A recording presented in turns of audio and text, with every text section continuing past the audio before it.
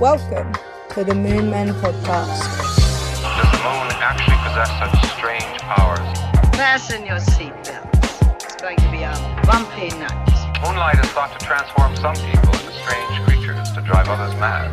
Ladies and gentlemen, we're certainly glad to be here tonight. We choose to go to the moon. 5, 4, We choose 3, to go to the moon. 2, 1, 0. Dun, dun, dun, dun, dun, dun, Called dun, dun, dun. J.D. Westbrook. It's a cash now. I will have to, but I need cash now. For J.D. Westbrook. 877 cash now. 877 cash now. I know you said you had jokes, but I didn't think that was one of them. The jingle stuck in my head. Okay. Oh, I thought you were gonna say a joke. Oh. Why do cows have bells? What's with okay? No idea. Because their horns don't work. Wait. Oh, god damn it. Cows don't have horns. Bulls have horns. Introduce the show. Let's do your topic, and then let's do mine. Welcome back to the Moon Man podcast, everybody. I'm your host, Devin. That's your co-host, Eddie. He's waving at you guys right now, and you can't see him. Sit up, you fucking dick. I've been sitting up for an hour before we record. We were watching cartoons for an hour. We were watching Courage the Cowardly Dog right now. It's And- amazing. On Hulu Live TV. And I'm gonna not sit like that anymore. Do you want to rearrange? Like, No, we can go get you a chair real quick. No, it's fine. We're recording. What's your topic? You've been sitting upright on the bed the last few episodes, and I'm scared you're gonna fuck up your back because you're not used to it. Well, I'm fucking up my back by carrying the show. Oh shit! That was a hard bar. That was a good High one. five. That was a good High one. five. That was a good one. That was Yeah. a fucking good Yeah. one. Do you want to hear a joke? Yeah. Let me see if I can remember how it goes. Was that the joke? No, that wasn't the joke. Okay. Oh shit! You scared me. Did you see me jump? I was all. My first time having sex was a lot like my first high school football game. I was bloody and sore at the end, but at least my dad came. I can't wait to tell that. Bleep his name. I can't wait to tell your dad that. Are you gonna tell him that? Yeah. I would love to see his reaction to that. Okay, fun fact of the day. Well, actually, very depressing fact. So I recently learned that when Russia was experimenting with going to space, they sent a living being into space. It was a dog, huh? A dog that they knew was never going to be able to return, but they wanted to document what it was like for a living thing to go into space. So they got this dog. What the fuck was her name? Do you know it? I'm gonna look it up real quick. Clementine? Clementine. Mm. Hold on. I feel like it starts with an A. Asteroid? Apollo? No, not Apollo. Sputnik? Laika. So they got this dog. Her name is Laika, and they shot Like her a into bitch? Oh my god. Eddie. Oh my god. Eddie. Oh my god. This dog is dead. They shot her into space on November 3rd, 1957, and they had audio recording. Well, I don't know if they had audio recordings, but they had heartbeat recordings of when she died, because they shot her into space and they knew she was never coming back down to Earth, and she was alone and scared up there in the dark What void. kind of dog was it? This kind. I don't. That's a cute dog. It is a cute dog. I think it's a. It kind of looks like a Chihuahua, but I know it's not a Chihuahua. I don't know why we're not using that to our advantage. Yeah, I know. I sat over here so that we could use it. Here, let me put it on the big screen. All right. Jamie, pull it up. Is it loading? Yeah. She was a stray Mongol from the streets of Moscow. Oh, damn. She never had a home. Oh, it's fucking sad. And then the Russians came and adopted her. They took her into their space program. More like kidnapped her. They kidnapped her. They took her into the space program. She was the what the fuck?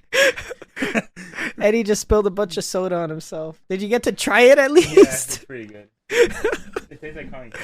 We're trying the new Coke Spice today, folks. I like it. This is the zero sugar flavor. God damn it. Came all over the place.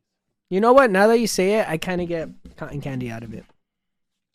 So they got this homeless dog from the streets of Moscow. They kidnapped her. They gave her a name. They put her in their space program. Then they shot her into space and she died. She died of overheating hours into the flight on the craft's 4th orbit. Hey, but at least she's a legendary dog. Yeah. Yeah, she's a legendary dog, but I needed to commemorate her on the show. You know, they were coming to visit us. They shot her into space to come see us. And nobody really, we don't learn about that at school when you start learning about space. We don't learn about the first dog that ever went out there. And I was hearing about it recently, and I just got extremely sad because the thought of this little 5-kilogram Chihuahua homeless dog. No, I think it's a bigger dog. No, it said that she was 5 kilograms. Oh. So that's I don't know, 2 pounds, 3 pounds. She's all up there alone in space in this dark craft, and she has nobody there to comfort her. And then they shot her in there, and then she died from overheating. That's like being burned to death. That's one of the worst ways to go. Overheating? So when it was coming back into atmosphere, when it was coming back into orbit, the shuttle started to overheat. Oh. And she basically burned to death. Which... Did she Are you going to say something about somebody eating her? No, did she was her body intact? I don't think they ever recovered the craft. Let me double check here. Oh shit, it pulled back up. Imagine you pulled up something I wasn't supposed to see. Imagine? Like porn? No. Why would I just have porn loaded on my phone? Maybe you forgot to close out this morning. I could show you some shit if that you Go want ahead. to see. Put it up on the screen. Actually, hold on. Let me see. I'll do this. Stop mirroring. That's bullshit. Hold on. Let me just check. I don't want you to see gym pictures of me where I'm taking progress pictures. Those are awkward. Oh, that's awkward. Yeah, that's awkward. Okay. I know I have some here somewhere. Let's go to videos. So how long was she in space for? Laika's death was possibly caused by blah blah blah blah blah. The true cause and time of her death were not made public until 2002. Damn, so for 40... Something like that. 55 years. Nobody knew. Damn. Her oxygen... It was widely reported that she died when her oxygen ran out on day 6. Or so the Soviet government initially claimed.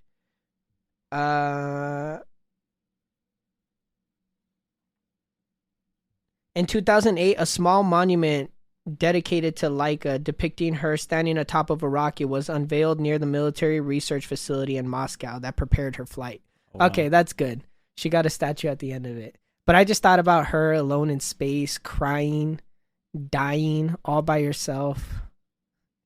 God, that's a terrible way to go. I could have saved her. You could have saved That reminded me of the last episode. Why? When we're all Captain Sable. I could have saved her. Yeah.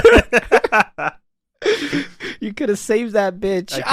Now doing your jokes. Okay, I thought I had something to show you, but I guess I didn't. I don't have anything. I have something to show you. Oh, you do? Yeah. Wait, what is it? Have you ever seen that one video of Lil Yachty walking out on stage? The one where he's dangling the microphone by his hip? Yeah. Yeah, what about it? AI used used well, let me just show you. Oh, Look.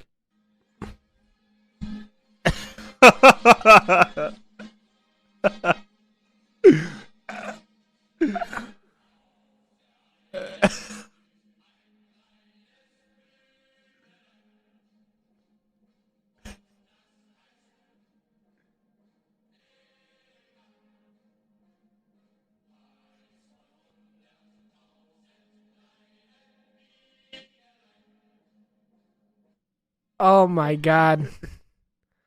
Oh my god. Yeah. Why was Drama Alert the one that posted that? Cause they're all like, people are now using AI to You're talking like him. the tweet says people are now using AI to edit Hitler into places he shouldn't be. Is this taking AI too far? So, the video, I'm sure you guys have seen it. It's Little Yachty, I'm pretty sure, at Rolling Loud, walking out on the stage, and then he comes down, the crowd is all hyped.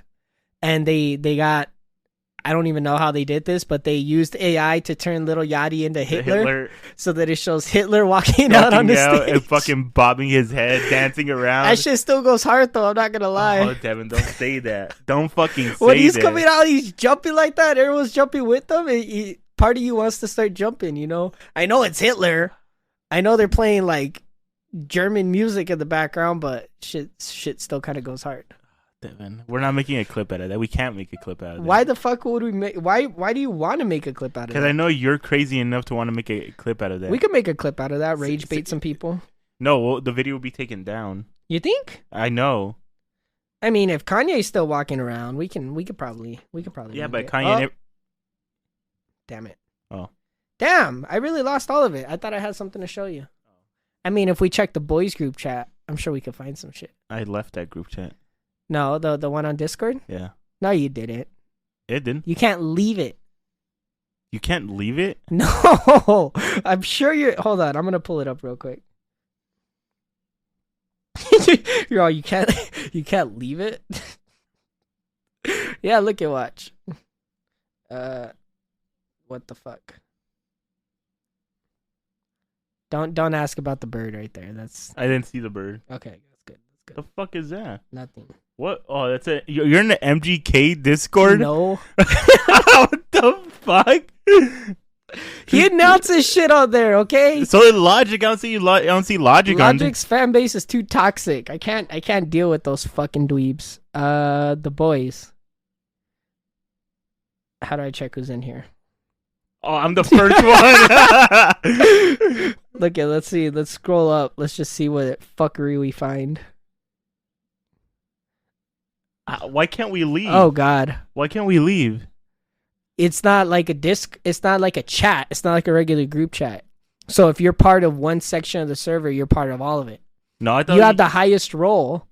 I thought you get to pick and choose the people who are in it. I can, yeah. I would have to go in there and kick you out, but I can't because you also have the highest role. I mean, what the fuck is this? Fucking Kyle's bullshit. All right, that's enough. That's enough. That's enough. Devin, let's cut the shit. Cut the shit. Devin, I cut the shit. We need. What? Let's go on to one of my topics. I like the way you're saying "cut the shit." It makes me not want to stop. Wait, what the fuck is this, Eddie? What the fuck is this?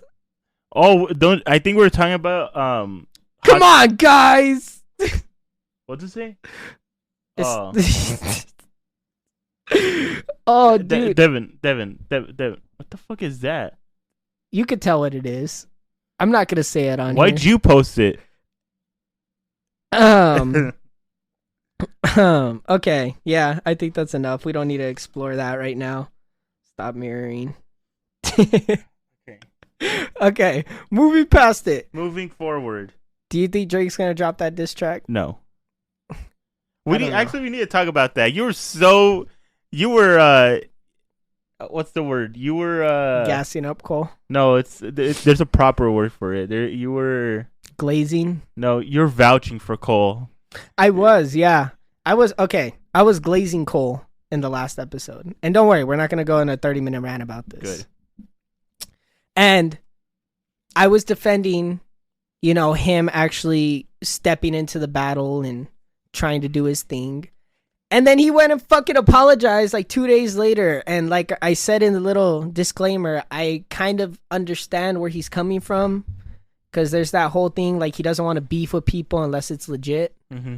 But at the same time, like his reasoning was dumb. His reasoning was people want to see blood. And like, I don't think anybody expected this to stray away from a rap beef. I think everybody just wanted to see who was the better between the two. And I don't know, maybe this was the smart move for him because I was vouching for Cole. I still kind of am. But if I'm being realistic, Kendrick would probably win. If I'm being realistic, because Kendrick's always been he's one of the best rappers. I'm not going to deny that. When Cole was ride or die, I was ride or die with Cole. I was ready to slander Kendrick's career, but now that we're taking a step back and I cooled off, yeah, Kendrick's one of the best. I'm not going to deny it, but Nah. When Cole was in there, I was with him with Cole. You stuck with Cole. You have to keep sticking I'm sticking with Cole, but I'm just saying, like, now that we're not in the fight no more, now that our team pulled out. Well, he said, I'm ready for whatever Kendrick is going to say. So I'm pretty sure Kendrick's going to say something. Well, for the time being, my team's on the bench. And so I can acknowledge, like, guys, that was kind of a close one. Now that I think about it, like, Kendrick probably would have whooped us. Like, it's probably good that we're getting a little breather. But I told you when it first started, I'm like, I don't care. I don't care if I know the odds are against Cole. If Cole steps into the ring, I'm in his corner. I don't care if I know that Kendrick's probably going to whoop him. I still have to tell Cole, like, you got this, guy. Like, I believe in you. I'm a ride or die. But now that we're not in it, like, yeah, he probably, there's a good chance that he could have lost, He's with the shits right now. I don't know why, but the more and more I'm looking at you, the more and more you look like Neon. He's with the shits right now. I took off my glasses. But, I don't know. That whole thing is very, very tricky. I understand it because he's trying to be the bigger person. I don't even think it's that. I think, if anything, because somebody made a point on a thread that I was reading. He took down the song. He really... I listened to it on the way over here. It's not on here anymore. Let me see. Hold on. I'm kidding. Oh, okay. I saw somebody mention this on a thread that I was reading, and they said that Cole probably did this because he felt like his response was too weak. Like he was taking shots at him all throughout Might Delete Later, and then that very last song, it was like directly towards Kendrick. I thought that this was all right. I liked the energy he was coming in with, but a lot of people were saying that Cole's diss was weak, and you even mentioned it on the episode, right? You're saying, like, I saw some mixed results, right? Mm-hmm. And at the time, I did too. And at the time, I was like, they're just fucking dick riding Kendrick so hard that they can't acknowledge that this is like a decent diss. And I even said there were some things about it that, I don't know if I agree with, but I thought it was a decent diss. At least he came back. At least he responded. But in the context of things now, he probably was expecting to have a lot more support, and then he didn't get that support. The internet kind of turned on him, and then he was like, I should back out now because I'm already losing. Cole's always been like an underdog. Everybody, ever since he's started rapping, they always call him a boring rapper. So no one's been on his side. I get that. It's only been the Cole dick riders. I get that. Fuck you. I get that. But I think Cole was expecting more support, at least for, standing up to Kendrick, if anything. But then he apologized. And I was like, if you're going to apologize, you could at least do it after the fact. Make up and then, make some songs with Kendrick, right? End on good terms. It's just, this whole thing is really conflicting to me. And someone said, they're like, Kendrick is the first rapper to win a rap beef just by his aura. Yeah, that was a good one. I'll give him that. And then I did, over the last few days, I've been listening to some old Kendrick to like, understand a little bit more again. Because I have Kendrick on rotation, but like, it's all of his popular songs, obviously, right? So I was going back, I was listening to the albums, and I was like, this would have been a good battle, but fucking Cole, man, he didn't calculate this correctly. One thing that I saw that I appreciated was this guy was like, Cole is smart for not going all out at Kendrick and then kind of like baiting him to see if he really wants smoke or if Kendrick was actually doing this for like clout chasing, And And then he didn't even give him a chance to respond. Oh, it pisses me off. No, I feel like Kendrick was going towards after Drake more, but since J. Cole and Drake are friends, he knew that he had to take shots at J. Cole too. But I feel like J. Cole and Kendrick are cool. That's why he's apologizing. So probably Cole sees something that we don't. He probably sees it's Drake versus Kendrick, and if he inserts himself in that, it's gonna make no sense. Maybe it's like a WWE storyline. Maybe. I also saw somebody make the point that Cole would get into this beef and then it would continue to escalate over the course of months, and it would be like, the way he said it is that you have to wait for a better rapper to respond so that you could come back with the lamer diss track for months and months, and then people are just going to continue to clown on you for the rest of your career. It doesn't matter if you stood up to him. So maybe he saw all the warning signs ahead of time, didn't feel right about where everything was going, and then pulled out. Or maybe he's just diverting us, like, again. I thought of one way he could get himself out of this entire situation. And that is? It's all contingent on Kendrick. If Kendrick releases a diss track aimed at Cole, even if Drake's mentioned, if he starts calling out Cole, now Cole has another opportunity to respond. And he would have to respond acknowledging his apology and say something along the lines of, I was trying to keep it peaceful. I was trying to do this and that. But since you want smoke, we could go ahead and go. He has to acknowledge it and then go in fucking hard. No, but in the speech he said, I'm going to take whatever he's going to give me. I know. The possibility of him responding now is so fucking low, but it upsets me because he stepped into the ring regardless if people were telling him to or not. And then he took himself out of the ring before the match begun. We just have to wait for Kendrick. Drake, I think he is going to respond. I think he is too. Because his pussy's too fucking hurt. So I think he's going to respond just because the pressure's been on him. And then when Cole responded, I know that the pressure really got to him. It had to for him to respond. How are you and this guy going to get called out? And then this guy responds and you don't. I think I could see a possibility where Drake takes shots at J. Cole too, to keep the beef going. Where he's like, because according to some sources and according to DJ Academics, like Drake was really disappointed in Cole for what he did. And if that's the case, there's two possibilities. That's one, he's disappointed because he's going to respond too, and he's upset that J. Cole, backed out. Or two, he's disappointed because he wasn't expecting to respond, and now he's going to have to. Either way, we're getting a diss track out of it. I think J. Cole also realized he's too old for this shit. Yeah, maybe, because that's what that guy was saying. He's like, imagine being J. Cole, you're 40 years old, and then you're waiting weeks or months or years for Kendrick to respond to you.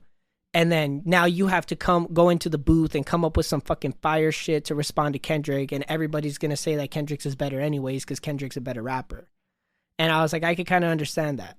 And the YouTuber/streamer Dante, he was talking about how when you're in a rap beef like that, like you're constantly living on edge because you're always under pressure over what that person's going to do next and how you're going to respond and how you're going to react.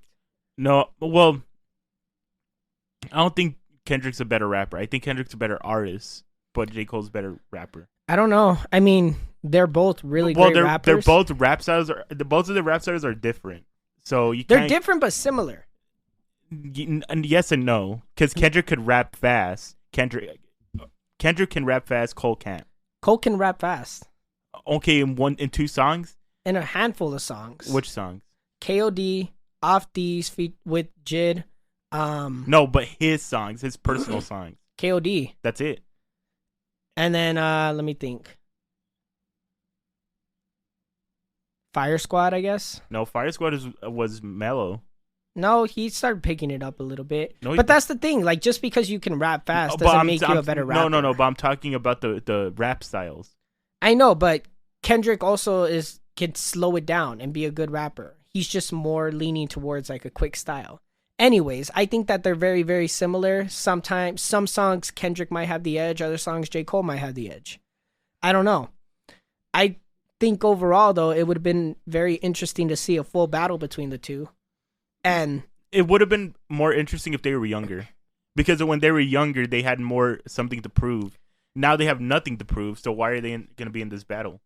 they have something to prove to themselves, and they have something to prove to the fans who are constantly going to compare the three. Yeah, but that's it's always gonna be like that. Yeah, it's gonna be like that. So what's the point of being in a beef? Plus, I think now It's like saying Eminem versus Kendrick. Kendrick would clap him. Now, Yeah, because no. he's old. Well, yeah, but also I think he would. I think he could clap him. Like prime Kendrick versus prime Eminem, that would have been a battle. That's what I'm saying. That would have been a great Yeah. battle. But I think it's more interesting now versus when they were young, because now they figured out their styles, they figured out who they are, who they are as people. They've had their lifelong careers, so it's much more interesting now. Like they have more to pull from each other. Well, it's also like the game dissing Eminem. They're both fucking 50, so what's the point of... The Game is 50? Yeah, he's like close to 50. But even then, like the Game's diss towards Eminem was just a lame ass diss. Did you ever listen to it? No. I just heard that he dissed him. It he's sucks. 44. It sucks. And when I said it was a 10-minute love letter on the last episode, it's because it is. The entire song is just referencing things that only real Eminem fans would know. And he's just like showing how much he knows Eminem and how much he loves Eminem, and it's very little disses inside of it. And like when he says that he's a better rapper than Eminem, nobody believes him. You know, none of his fans believe him. Mm-hmm. So why the fuck would Eminem believe him and then feel like responding? You know? Mm-hmm. There wasn't enough hype around it either. Mm. I don't know. I think it would have been interesting to see a battle between the two. But allegedly, as of this recording, we're recording this on Thursday, April 11th, Drake is supposed to be responding later tonight, apparently. Or soon.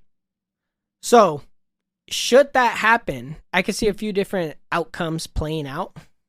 But I would love to see him respond. You know, when the whole Meek Mill thing was going on, it was pretty interesting, even though I wasn't involved at the time. I wasn't like paying attention to it at the time. But I would like to see it. I would like to see Drake get challenged and then maybe see like Take Care Drake come back. I don't see Drake as a rapper. I only see him as a hip hop artist or a pop artist with rap elements. Because I always heard that he uses ghostwriters, so I can't believe him when he's rapping. Yeah, that's what makes it interesting too. Like if he's gonna come back at Kendrick, is it him saying those words or is it somebody who wrote those words for him and then he's saying it? And the funny thing is, Kendrick also called him out on having ghostwriters. Yeah. What was it, King Kunta? No. Or All Right? No, it was King Kunta. He called him out. This blah blah blah ghostwriters swore I wouldn't tell, but these guys sharing bars like they got the bottom bunk on a 2-man cell, something like that. Oh yeah, you're right. Yeah. 2-man cell. Yeah, and that song came out a couple of months before the Drake and Meek Mill disses went at each other. Mm-hmm.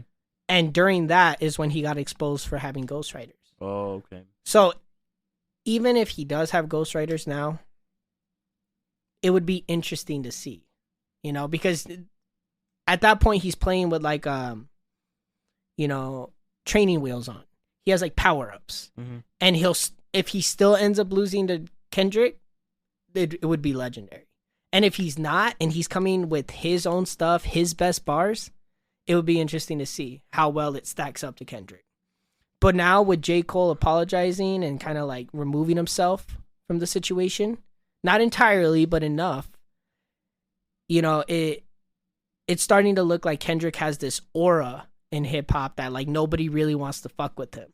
And the more I thought about it, the more I came to the conclusion that I can't name like a single rapper that probably would beef with Kendrick, except maybe MGK, just because I know he went at M. There's like three rappers. Who would you say? Who will go after Kendrick or will just... Who would like stand up against Kendrick? Like obviously they're not gonna pick a fight with him if they have no reason to, but let's just say they got called out on a song. Who do you think would be some rappers that would like stand their ground? Big Sean. He's been doing it for the past I don't know how long. I guess Big Sean would probably stand. But his Big ground. Sean's been losing because Kendrick doesn't acknowledge him. Yeah. But like I could see Big Sean calling him out, but I can't see it going anywhere after that. Big Sean, maybe. I know MGK would, and I know I'm an MGK dick rider. I'll admit that here on the show. I'm a fan. You're biased. You cannot say. I'm biased, but every single time he's ever been called out by another rapper, I could see Jay-Z too. I don't think Jay-Z would want it with him. I could see. Well, it doesn't matter. I'm saying you said who you think could stand up to Kendrick. I'm saying Jay-Z can. But I'm saying who would. It's not who could. It's not in terms of ability. I'm saying like if they called out, let's just say Kendrick called out so-and-so, so-and-so, and so-and-so. Right. Who would actually take the stand to stand up to him? Like when Eminem called out everybody on Kamikaze, not everybody fired back. Oh, okay. I see what you mean. Yeah, so if they got called out by Kendrick... Also, if that's the case, Big Sean, Eminem wouldn't. Yeah, Eminem would. Because he sees him as a threat. He made a parody of DNA. What's DNA? Just go viral. What song is that? That's DNA, huh? Yeah, my last song just went viral or some shit. Yeah, he kind of remixed that in one of his songs. What did he say? It was off Kamikaze, right? Yeah, I forgot what he said, but he kind of... It wasn't necessarily a diss, but he used that flow. So he sees Kendrick as a threat. So if Kendrick calls him out, Eminem is going to have to because his ego will get hurt. Yeah. I guess I could kind of see him standing up And then the last one, I could see Kanye. Kanye would. But also, you got to keep in mind that all these guys that we're naming, except Big Sean, because Big Sean's just kind of like... There. He's just there. He's in the corner of the party. You forget that he's a rapper. Mm-hmm. You know? Sorry, Big Sean. All these guys that we're naming are like almost legendary in the rap game at this point, right? You can say what you want about Kanye, but you can't deny his legacy. Yeah. Eminem, same shit, even though he's a terrible rapper now. Apparently, he's going to release an album this year. I can't imagine it's going to be good. I don't know. I feel like it might surprise us. Dude, okay, the thing that gets me about Eminem is unless he, like, drops what he's been so used to for the last, like, I don't know, fucking 10 years at this point. Maybe 8. I can't imagine enjoying the album or it having any substance within hip-hop. You know?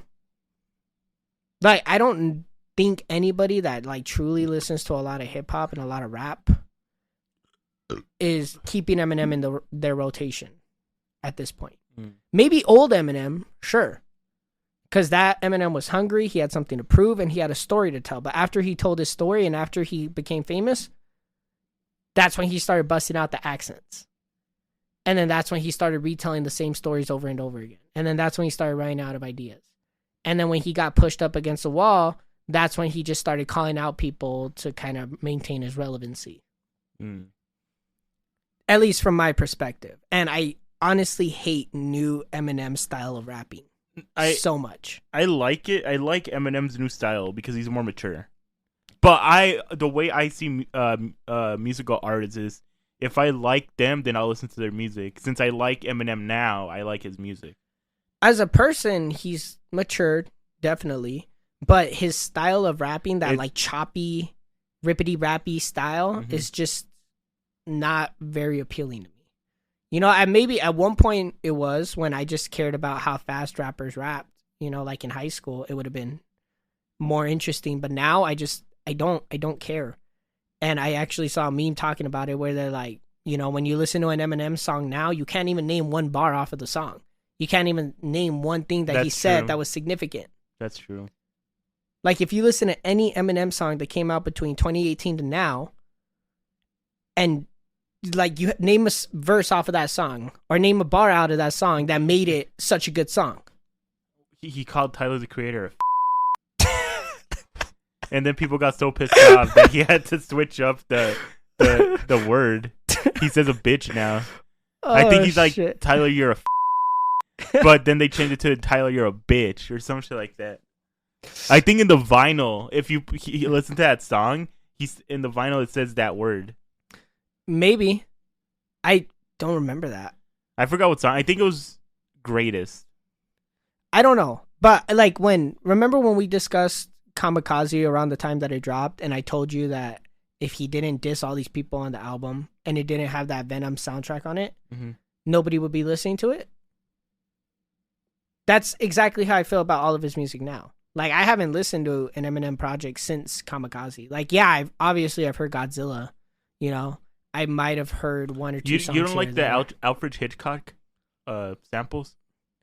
The samples are cool.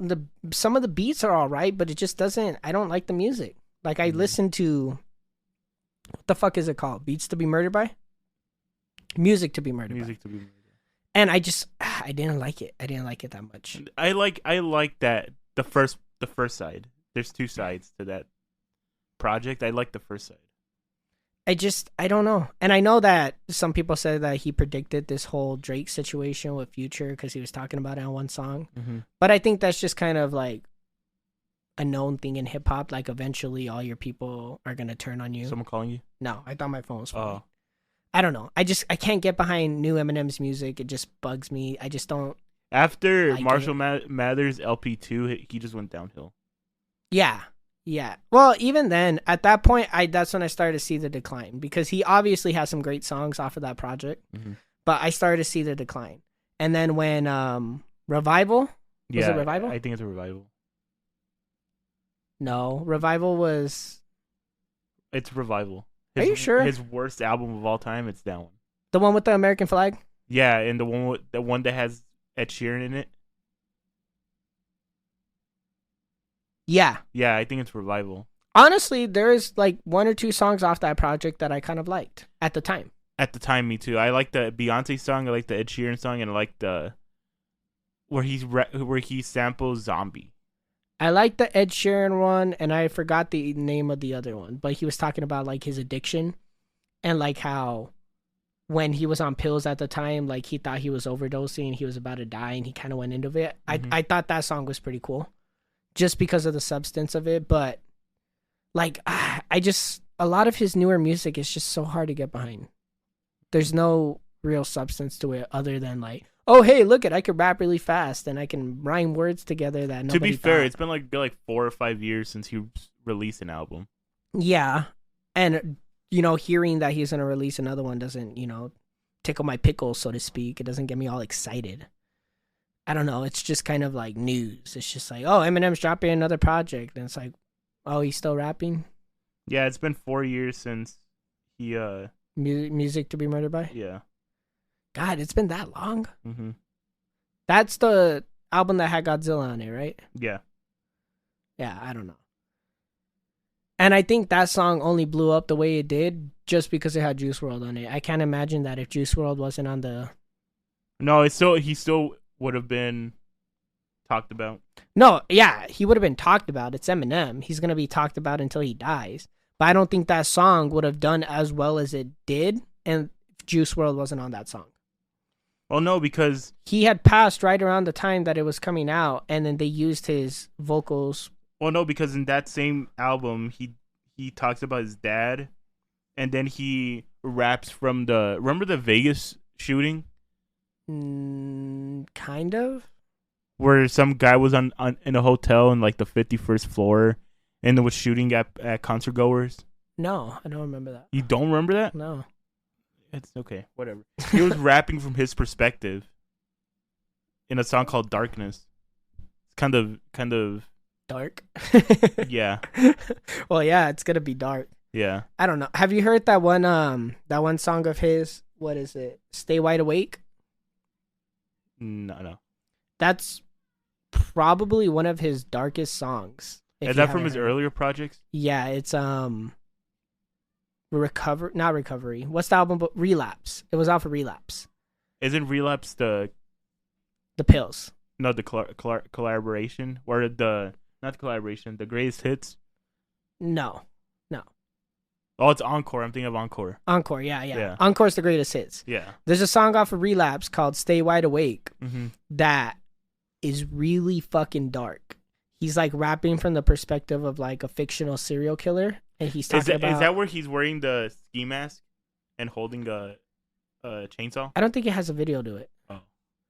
But he's rapping from the perspective of a serial killer, and he talks about how like he's stalking a girl at a park, and then he's raping another girl in her apartment, and he's killing people and all kinds of other shit. And I heard it, and I was like, what the fuck?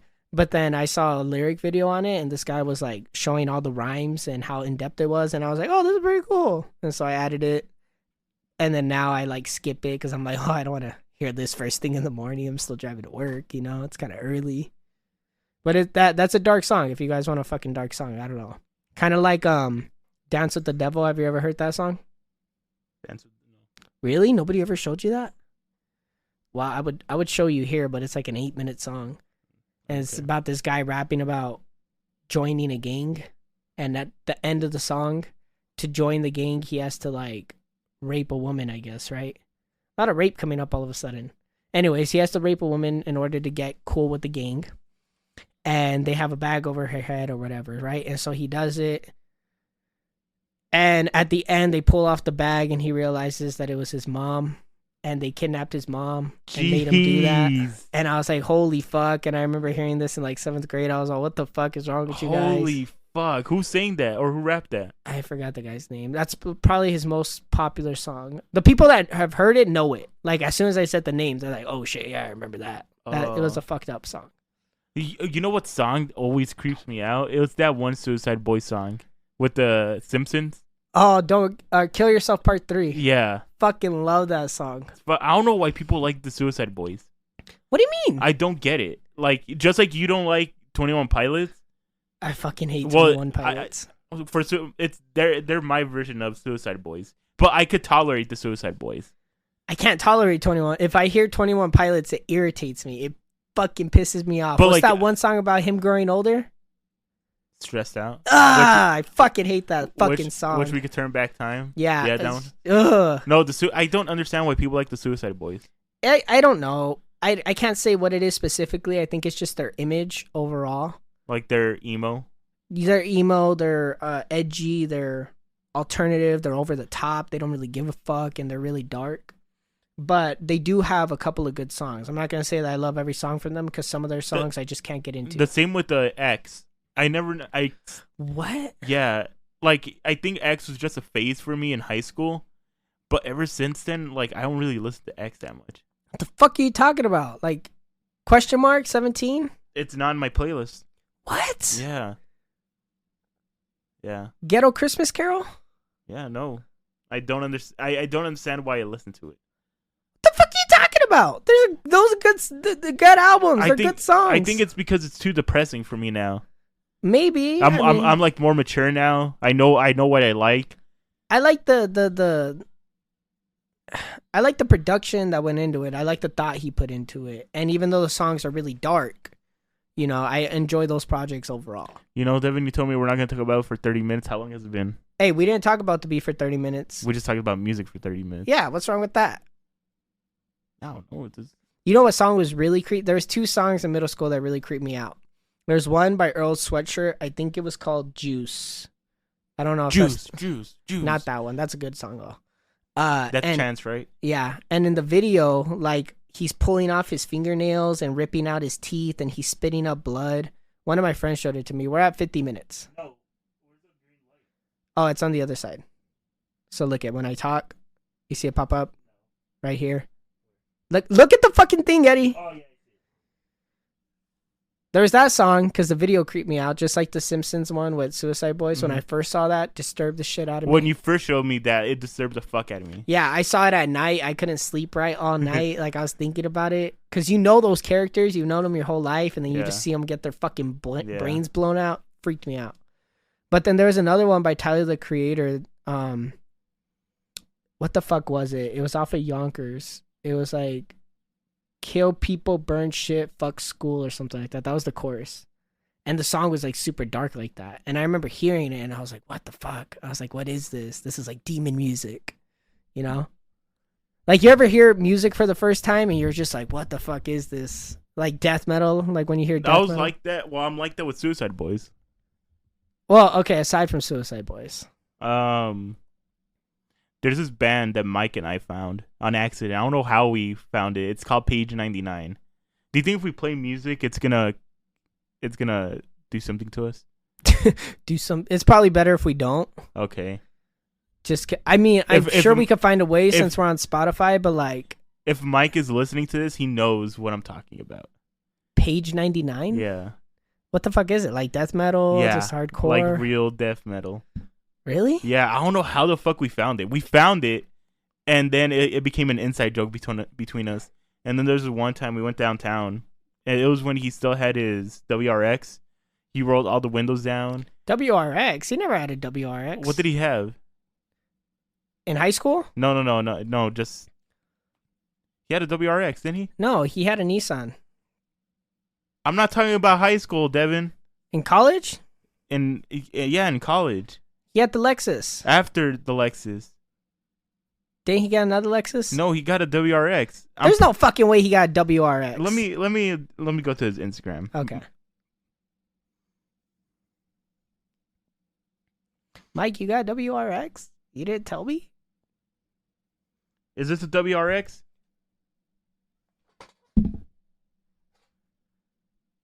He got a WRX. Okay, so And he didn't tell me. yeah. So it is. Yeah. We were in his Congratulations, WRX, Mike. rolled, had the windows down. You know that bridge where every car guy revs his engine Which bridge? in downtown? Oh, yes. Yeah, that bridge. Fuck that bridge. That's when we found the song and he started blasting it, and then everyone kept looking at us. And Did you get all awkward? no, I became the character. Like him and I became characters. Like we looked like we hated the world. You're all We're just sitting there all we're like. It looks like you're trying too hard when you do that. Was that the face you were doing? It was something similar. Oh, God. We were in college. We were still trying to be funny. You know, that reminds me because me and Kyle used to drive down there all the time, like at night Right. or during the day or whatever. We would just drive downtown all the fucking time.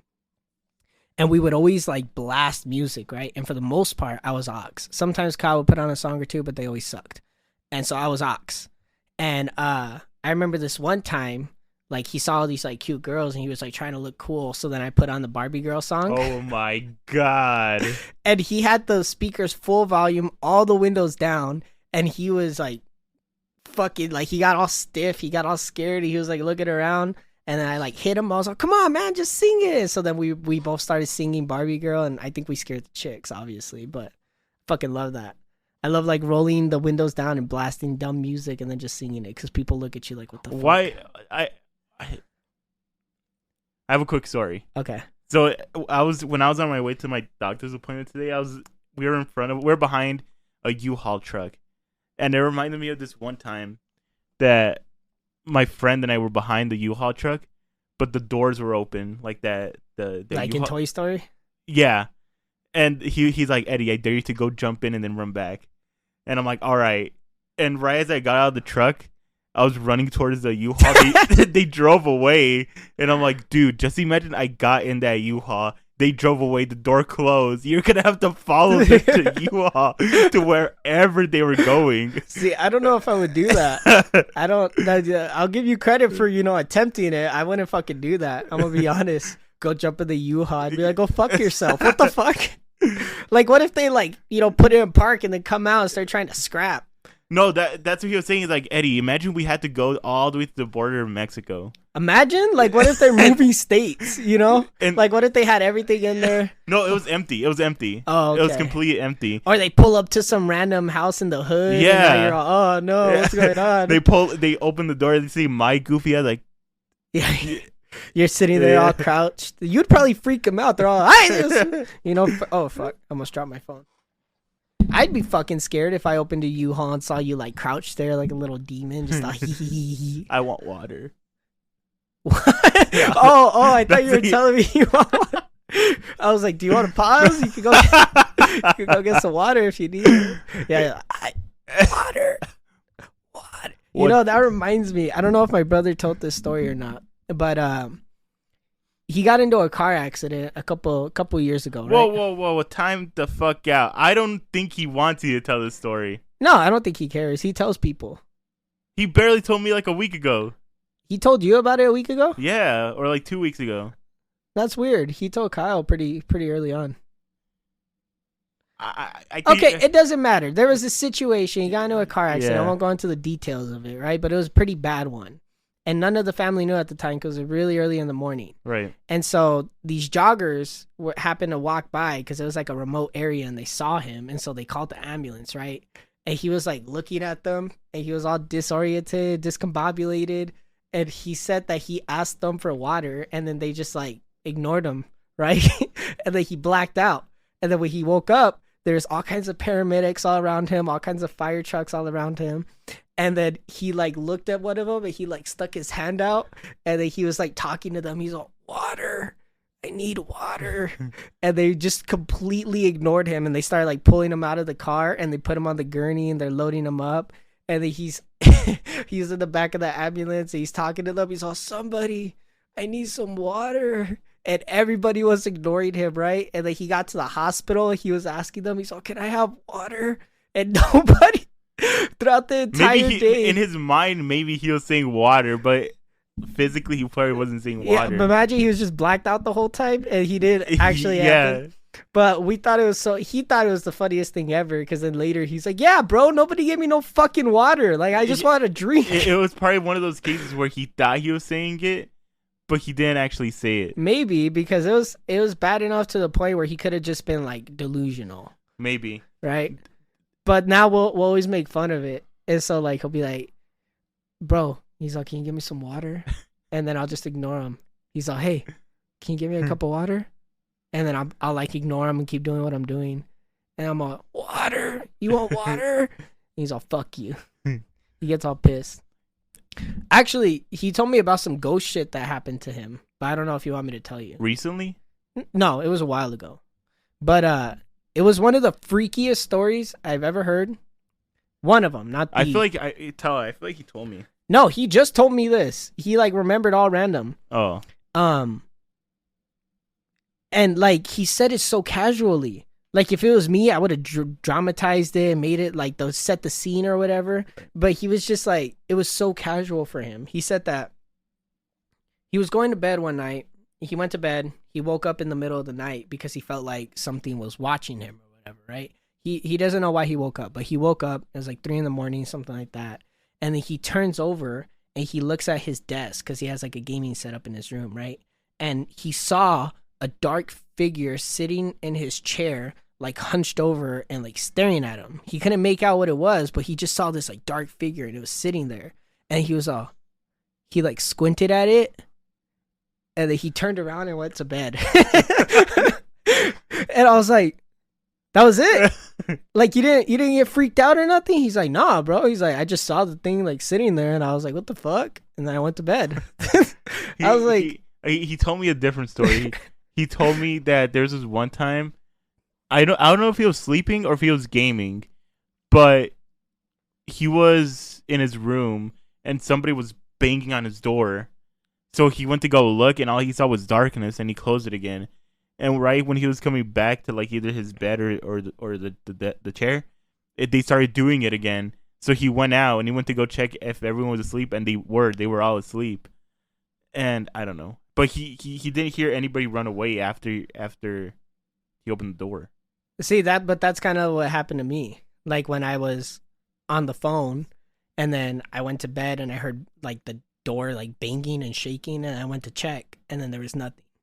And if I'm guesstimating right, it was when he was in his other room and our rooms were side by side, so it was probably like the same thing. But knowing my brother, he didn't give a shit. He was just like, he looked outside, he's all, the fuck, and he went back to his game. He told me that you scared him because you were just standing in the darkness. Oh, during the J. Cole shit? It's so stupid because like paranormal things will happen to this guy. But the stupidest shit would scare him. And the stupidest shit scares him, right? Like, he'll see things that other people would have nightmares over, and he just writes it off. But he'll see somebody standing in his room, like me, and he gets freaked out.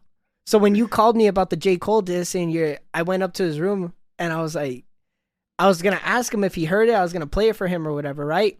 And he had his headphones on. And so I'm standing there waiting for him to, like, turn around because he heard me knock and then open the door. And so I'm standing there, and then he turns around. He's like, oh, bro, you scared the shit out of me. And I was like, what the fuck? I knocked, motherfucker. Why are you so scared? He's a fucking idiot, Eddie. I don't know. I don't know how I deal with him. He's your brother. Like, you can scare him. You can make him think there's a spider on him by, like, touching him. Like, have you seen those videos where the filter, like, it's two people, and there's a filter of a spider walking in the other person's face, and they fucking... that would probably get him. Watch, let me see if I can find it. Like, there is an instance where he was sitting, like, on his desk or whatever, right? He was sitting at his desk and he was gaming, and I was sitting behind him, and I was, like, on my phone. And then, I wanted to fuck with him. And so, like, I was all, bro, what is that? He's all, what? I was like, oh, nothing, I'm tripping. And he's all, oh. And he went back to gaming. And so then, like, I touched his elbow, like, just barely with my fingers. And I kind of did, like, spider dances on his elbow. I was like, bro, I think there's a fucking spider right there. And he jumped up and fell over and started screaming because he thought there was a fucking spider because he could feel it touching him. Watch. This is what I'm talking about.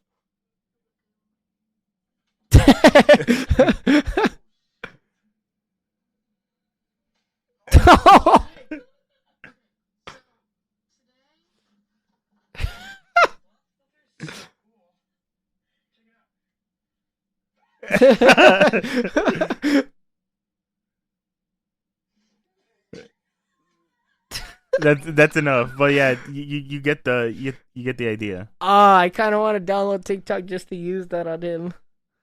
Is that a TikTok only thing? I don't know if it's on Instagram. You have to do it to him.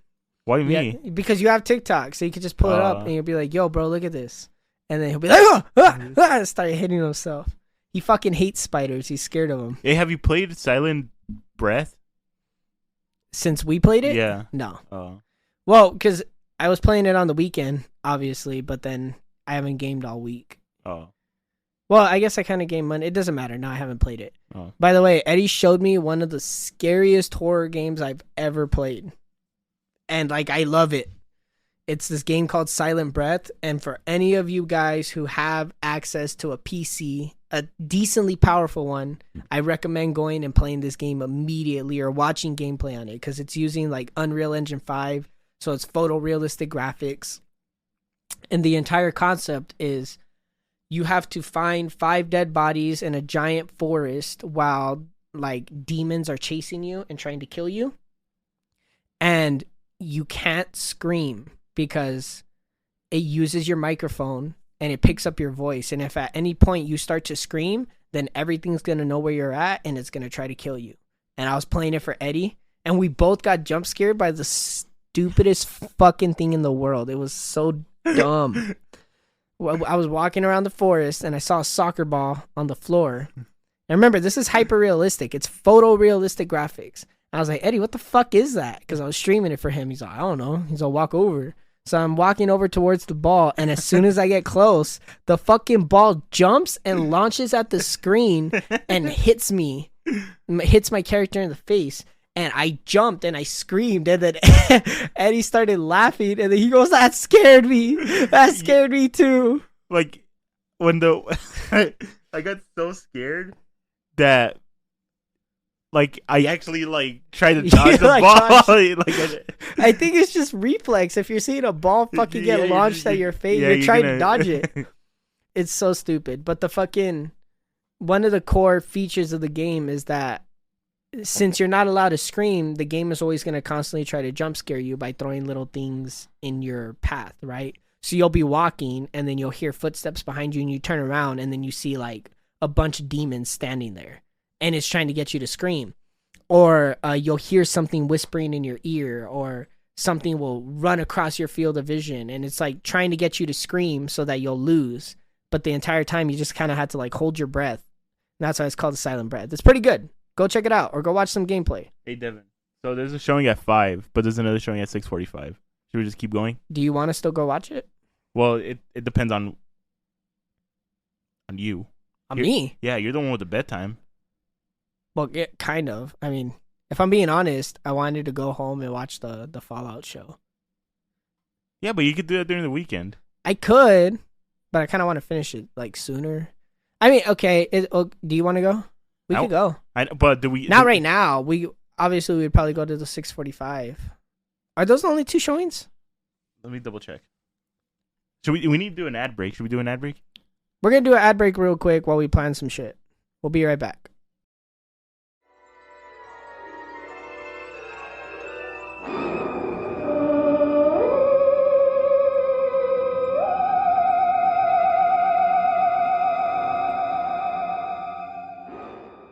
This episode is brought to you by our friends at BetterHelp. BetterHelp is a platform that allows you to find and speak with a therapist in a way that fits you and your needs.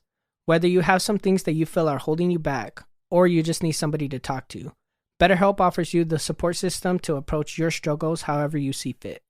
They have remote therapy sessions that can be done through call, text, or even video conferences. Plus, BetterHelp works with you to find a therapist that fits you.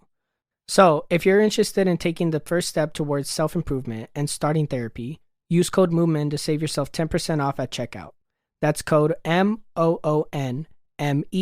to save 10% off at checkout.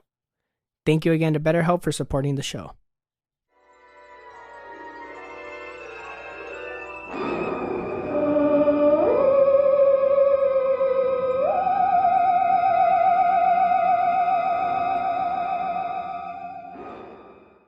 Do you think I'm funny?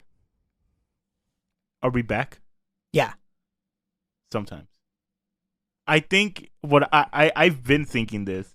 Oh, shit. Is I don't think I'm funny. I think you just make me funnier because you always laugh. So I'll say like donuts, like that, and you'll start laughing, and then Why do you say it like that? Everyone else is gonna laugh. If I just said donuts and you didn't laugh, it wouldn't be funny. Okay, let's try it.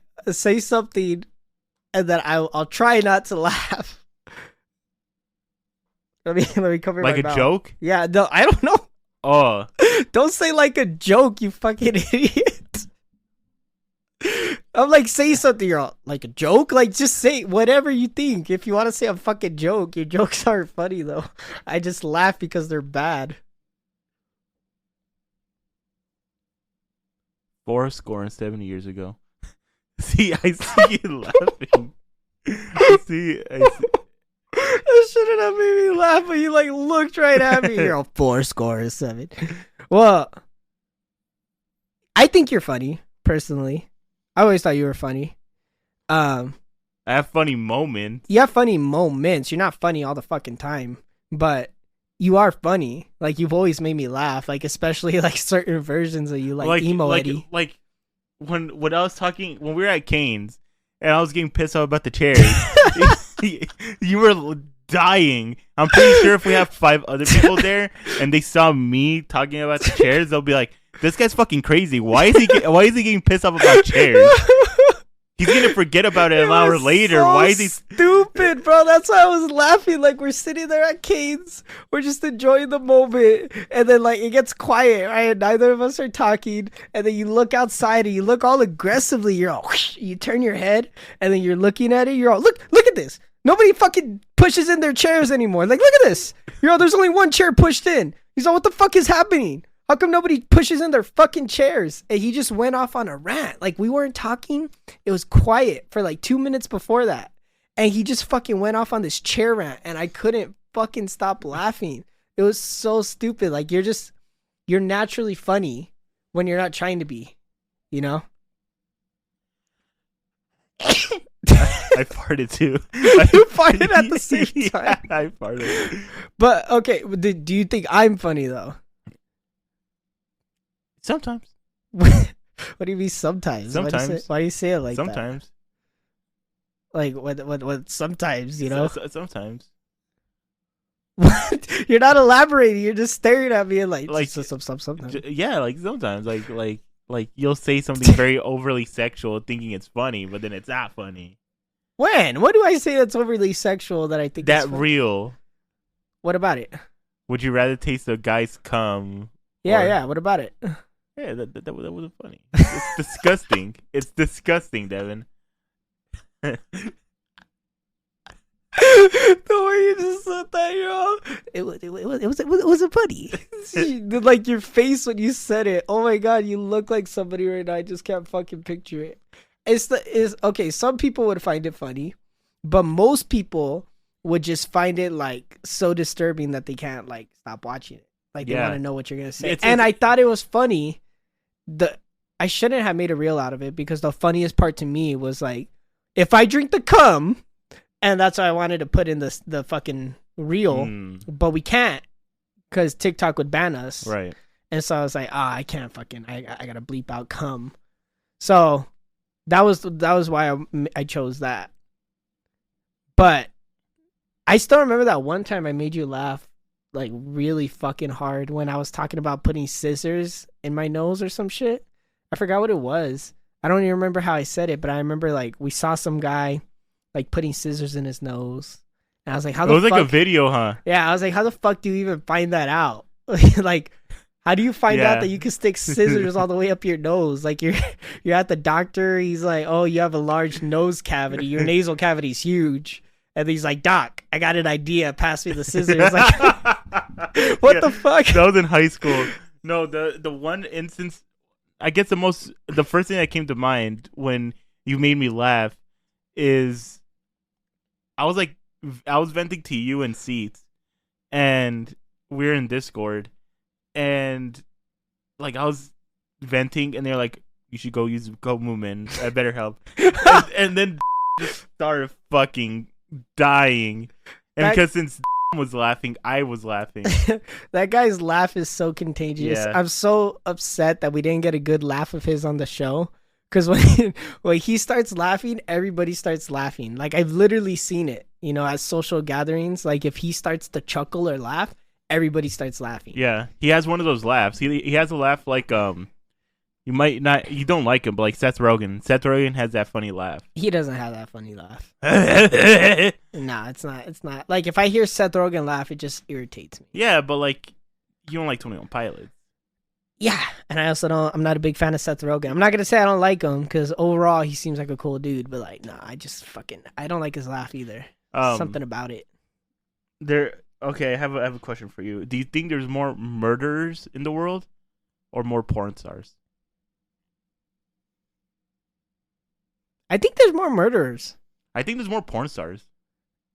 No, because porn stars is a very specific industry. If you're talking about like sex workers versus murderers, then you have a case.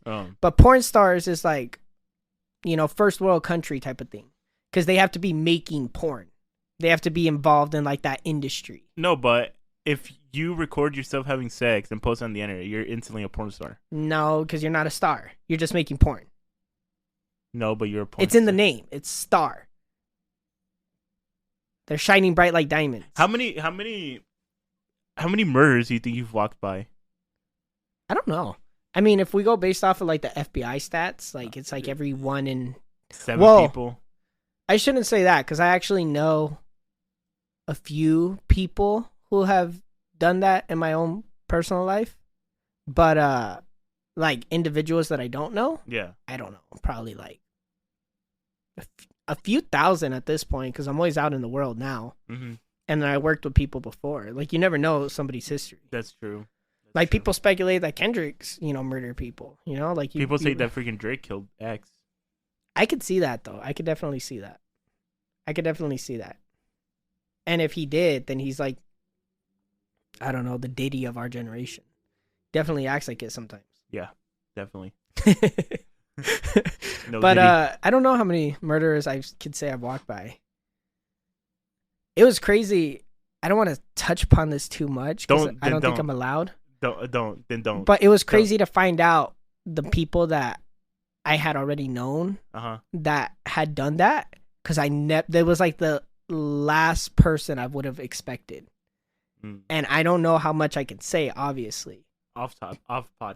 Off podcast. I don't even know if I could tell you off podcast. Like that's how crazy it is. Oh. And no, it's not my brother. If that's what you're thinking. No, I'm mainly thinking of like someone older. You're on the right track. Yeah, if it's someone older, then I could see that. I don't think people in our generation could really kill unless they're not okay in the head. Yeah. Like, I don't, not to call any of you guys out, but I'm going to just throw some names out there. Like, I can't imagine, like, Jose or Kyle or Robert or any of these people, like, killing anybody. Yeah. I just don't see it in them. But older generations, I think there's just something about them and the way they grew It was up. all the lead that they used to drink. They didn't drink. That was like in the 1400s, Eddie. No, but like the paint, like the wall paint, the lead. It wasn't lead. If anything, it was like It was asbestos lead. or some No, shit. they used to paint their houses with lead. That was like way back in the day. I don't think it in was like that... the 20s, like the pots were made out of lead. How many people do you know that were alive in the 20s? Motherfucker, I'm immortal. I lived through that shit. Don't bring that back. That's you Like left it. the taste that from the 20s, everything was boiled back then. So it had no flavor. All you tasted was salt. That was it. They had flavor back then. You fuck. Okay, they had Everything flavor. was boiled. No, What do you mean? What do you fuck you mean? Everything was boiled. like the flavors now are they're artificial, right? Yeah, But it's good. Back in the day, it's not good. It tastes good. You had to be there to believe me. Back in 1922, like you couldn't. All you tasted was salt, Devin. Salt and lead. What does lead taste like? Have you ever accidentally bit on a lead pencil? No. No? You're just saying lead because you're saying lead pencil because it's lead. Whatever. The taste of lead is like metal, like raunchy metal. Why the fuck would you try lead pencils? You know, people actually call them mechanical pencils. I always want to punch them in the mouth when they say That was like an older thing, though. Like when they're all, oh yeah, I use a mechanical pen. It's like, fuck you. It's a lead pencil. Everyone calls it a lead When pencil. was the last time you used a lead pencil? Now, I feel like buying a pack of lead pencils to just have lead pencils. Why? 0.7 to be exact. 0.7. 0.9. I've never seen. 0.9 was rare. I had a 0.9. Me too. But like I couldn't find lead for 0.9. That's hard to find. Yeah, you had to go to like the Office Max on the nice side of town. Yeah. You know, and then suck the guy at the front door, and then he would show you the secret stash or some shit. They didn't do that to me.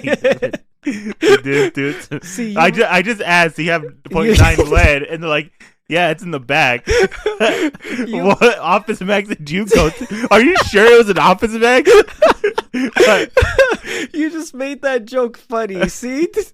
Oh, you are funny. But no. I don't even know what I was saying. I used the lead pencil like not even a few weeks ago. I have a few at my house. I was writing down some notes. But you don't use pen? I use pen. I have a collection of markers, pens, highlighters, and various other long things. My favorite mechanical pencils were the ones that look like wood. I think you can see it. I fucking hated those ones. Those like yeah, that one. Yeah, I fucking hate I those. love those. Those are stupid. Your pencil is stupid. Why? It sucked. Why? It was a cheap pencil and it wrote cheap too. The best ones, the absolute best Bic? ones. No, were the blue ones that engineers use. It's a blue mechanical pencil. I forgot. I think it's Paper Mex or something like that. Are you looking it up? Look up blue mechanical pencil. These ones?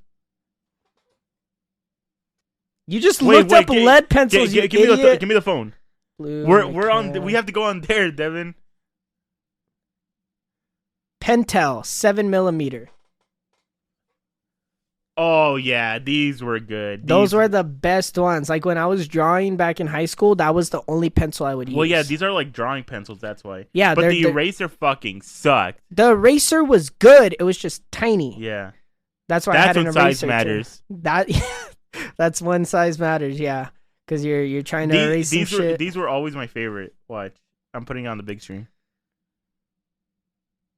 I'm still not used to that fucking big screen because I'm like grabbing the phone over here from you. These were my favorite. Those were a good go-to if you didn't have it. $24 for a fucking pencil?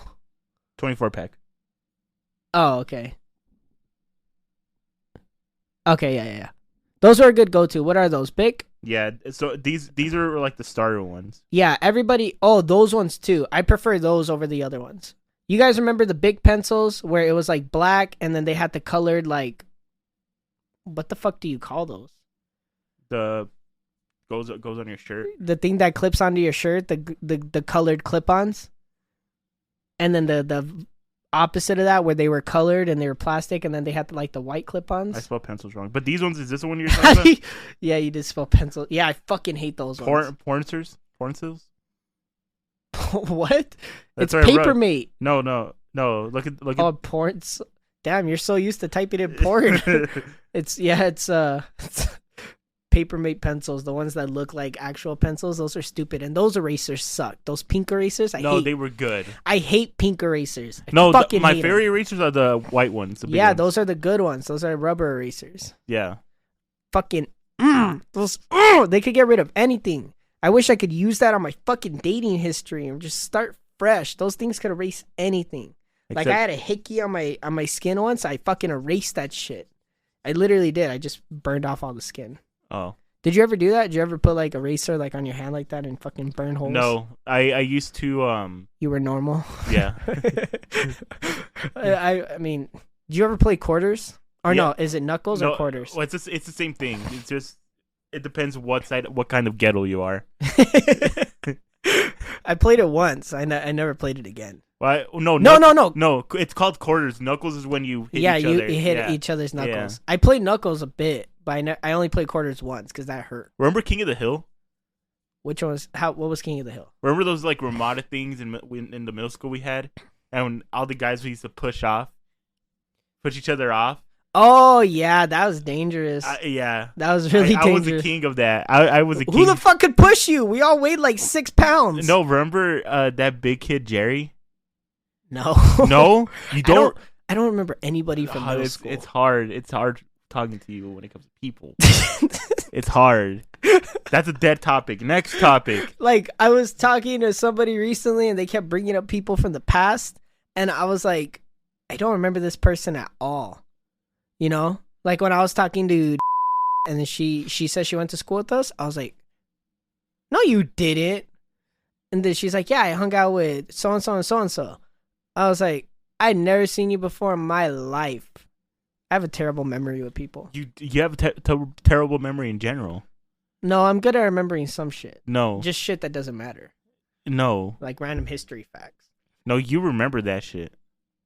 What? You remember random history facts. Yeah, I'm good at remembering that. Oh. But not remembering people's names or people themselves. Oh. Like, I've completely erased people from my memory, and then you'll mention them, and then I'm like, who are you talking about? It's annoying. It's real annoying. I don't know why you held on to these people for so long. Well, it's just they were a part of my life for like 2 years. Yeah, that's 2 years, fucking 10 years back. It's like saying, you're going to forget your nana. My nana's my nana. Why the fuck would I forget her? It doesn't matter. Oh, okay. It's like saying Tyler. Yeah. What about it? He was in our life for like 3-4 years. Yeah. We haven't talked to him in handful of years. You're just gonna forget about him? No, but I'm sure if I'm like 45 and we've never reconnected, like I'm not gonna be thinking about him. But the difference between Tyler and some of these random bozos is that me and Tyler had memories. Me and Tyler were close. Oh. Me and Tyler were in a friend group. Oh. Me and Tyler got stranded. Wait, hold times. on. Since it's easier for you to get up, can you go unlock the door? Okay. Please. Yeah, sure. Ad break. And because I need to lay down, my back's hurting a little bit. Another ad break?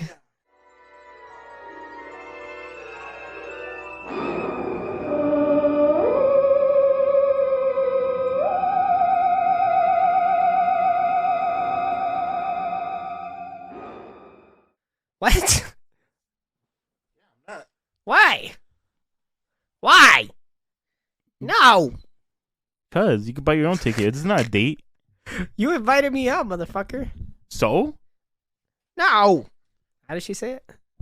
Oh, Well, now I'm gonna have to bleep out her name. we're back? I didn't know we were back. We're back. Oh, now we're back, bitches, and better than ever. I'm looking at my notes, and none of this is really like interesting at all. Oh, I have something interesting to say. Have you heard about the cheese rolling contest? Devin, no, we're not talking about that. We can talk about that next episode. People roll down a hill and like break their necks so that they could win like a cheese fucking medal. Have you heard about that? Do you think Cowboys saw aliens? And if they did, do you think they have stories about it? Like Billy Bob was at the saloon Billy Bob. and then was looking up, and then he saw some strange lights. The whole reason I thought of that question is because of Don't say Red Dead. Tombstone. Oh. Why? Because I was watching a Western. And then after that, I saw Cowboys versus Aliens, or Cowboys and Aliens. What movie is it? What's versus Aliens. Versus Aliens. Stupid movie. It's a stupid movie. It's A plus cast, but stupid movie. Who's in the cast? Daniel Craig. He's in the cast? He's the main character. Is he really? Yeah. Huh. You're opening a can of worms here. I want you to know. You're opening Pandora's box. That was the box opening. Well, as a former cowboy myself, I gotta say that, yeah, I definitely think they saw some shit. Like, Harrison Ford, Olivia Harrison Wilde, Ford is in it? Paul Dano. Okay. You're getting distracted. Adam Beach. No, Eddie, stop. We don't care. They don't know who these people are. Clancy Brown. Stop it. Abigail Spencer. You got a problem. Noah Ringer. Cut it out! Sam Rockwell. Oh, God. I think they saw some aliens. Do you think they have any, writing? I don't know. I think there's so I kind of didn't want to touch on this just because it's a huge theory and I wanted to go in depth on it, but let me. We talked about the Anunnaki before on the show, right? Right. Do you remember? Do I need to refresh you? No, Joe. I heard Joe Rogan talk about it. Oh, okay. I mean, it's cool. On his better podcast. For those of you that don't know, Joe Rogan's not better than us. We bring something unique. Joe Rogan is formulaic. Joe Rogan is just a fucking talk show host that doesn't have a time limit. No, you just need to choose the right ones. What are you talking about? Oh, it doesn't matter. Talk about the Anunnaki. What'd you say? Anunnaki. Why'd you say it like that? I said The Anunnaki. I don't know what you're talking about. So, for those of you that don't know, the Anunnaki is supposedly a race of hyper-intellectual extraterrestrial beings from Planet X or Saturn or whatever version of it you hear that came to Earth to harvest all of our gold and created humanity to become slaves and harvest that gold for them. Right? And I wanted to bring this up because I was listening to the Y-Files talk about it and they put it into terms that made me rethink of the entire situation and how I look at it. Why is it that for hundreds of thousands of years, humanity's been around, according to science, for hundreds of thousands of years, right? And for most of human history, we weren't evolving. We were evolving at a very, very, very, very slow rate. And then out of nowhere, within the last 500-ish years, we went from, using sticks and stones and swords and, that shit to on the verge of having flying cars. Mm-hmm. We have fucking computers in our pockets and we're able to do this show. How is it that... Actually. Huh? It's in your hand, not your pocket. You know what I mean? You even looked down at it. I was like, huh? What are you talking about? You know what I mean? Why? How is it? At what point did we just start figuring everything out and then become so good at figuring everything out to such a degree that we got here, right? A lot of people think that it's extraterrestrials or aliens or God or whatever. Somebody gave us some extra bit of knowledge. And so when you asked me about the whole Cowboys and aliens thing, it kind of reminded me of that. Because I think if it did happen like that, according to the Anunnaki theory, they genetically spliced their DNA with our DNA and then they created a new version of humans that were smarter. Is that where the whole giants had sex with humans in the Bible? Is that where it is? Yeah, because the Anunnaki are tall, around 10 feet tall. 10 to 15 feet tall. And so they also had slaves. I forgot their names. I think they're Gokai or something like that. Geki, some shit like that. And the slaves also started to try to have sex with humans. And so that's why people say it gets mentioned in the Bible. So yes, that's part of it. But they say that they genetically spliced their DNA with our DNA and then it made us smarter and we were able to start creating things like we never have before. Right. And I could see that being a possibility in this, fringe theory or whatever the fuck. But I think if they did do that, it came in waves because even at the point in history when cowboys were around and they were a thing, we still didn't have technology to the degree that we have it now. And when you really think about it, cowboys were about 110-ish years ago. Something like that. 120-ish years ago. If you're going to go based off of Red Dead, I don't know how historically accurate it is. You know, the last Cowboys... I think you're right. It's like 120. Because the game ended in 1899. Yeah, but according to some historians, there were still cowboys around as late as 1911. But those are like the outlaws. Those are like the final cowboys. Yeah, so like the true age of the cowboy was dying around 1899. So it was only like 100-ish years ago. Yeah. So in the time frame of like 100-ish years, we managed to go from like, you know, living in the desert and not having anything. I know it was only this part of the world, like on the other side of the world, right. like on fucking Europe. In Europe and in the East Coast, like it was completely different. But still, we didn't have that much technology back then. We were still in the industrial revolutionary ages. Right. But from that point in human history to now, it's a completely different world. Like if you were to take a cowboy and drop him into our modern world, I don't know if they could adjust. Right? I don't know if they could adjust to our world. I think it would be sensory overload and they would go mad. They would go insane.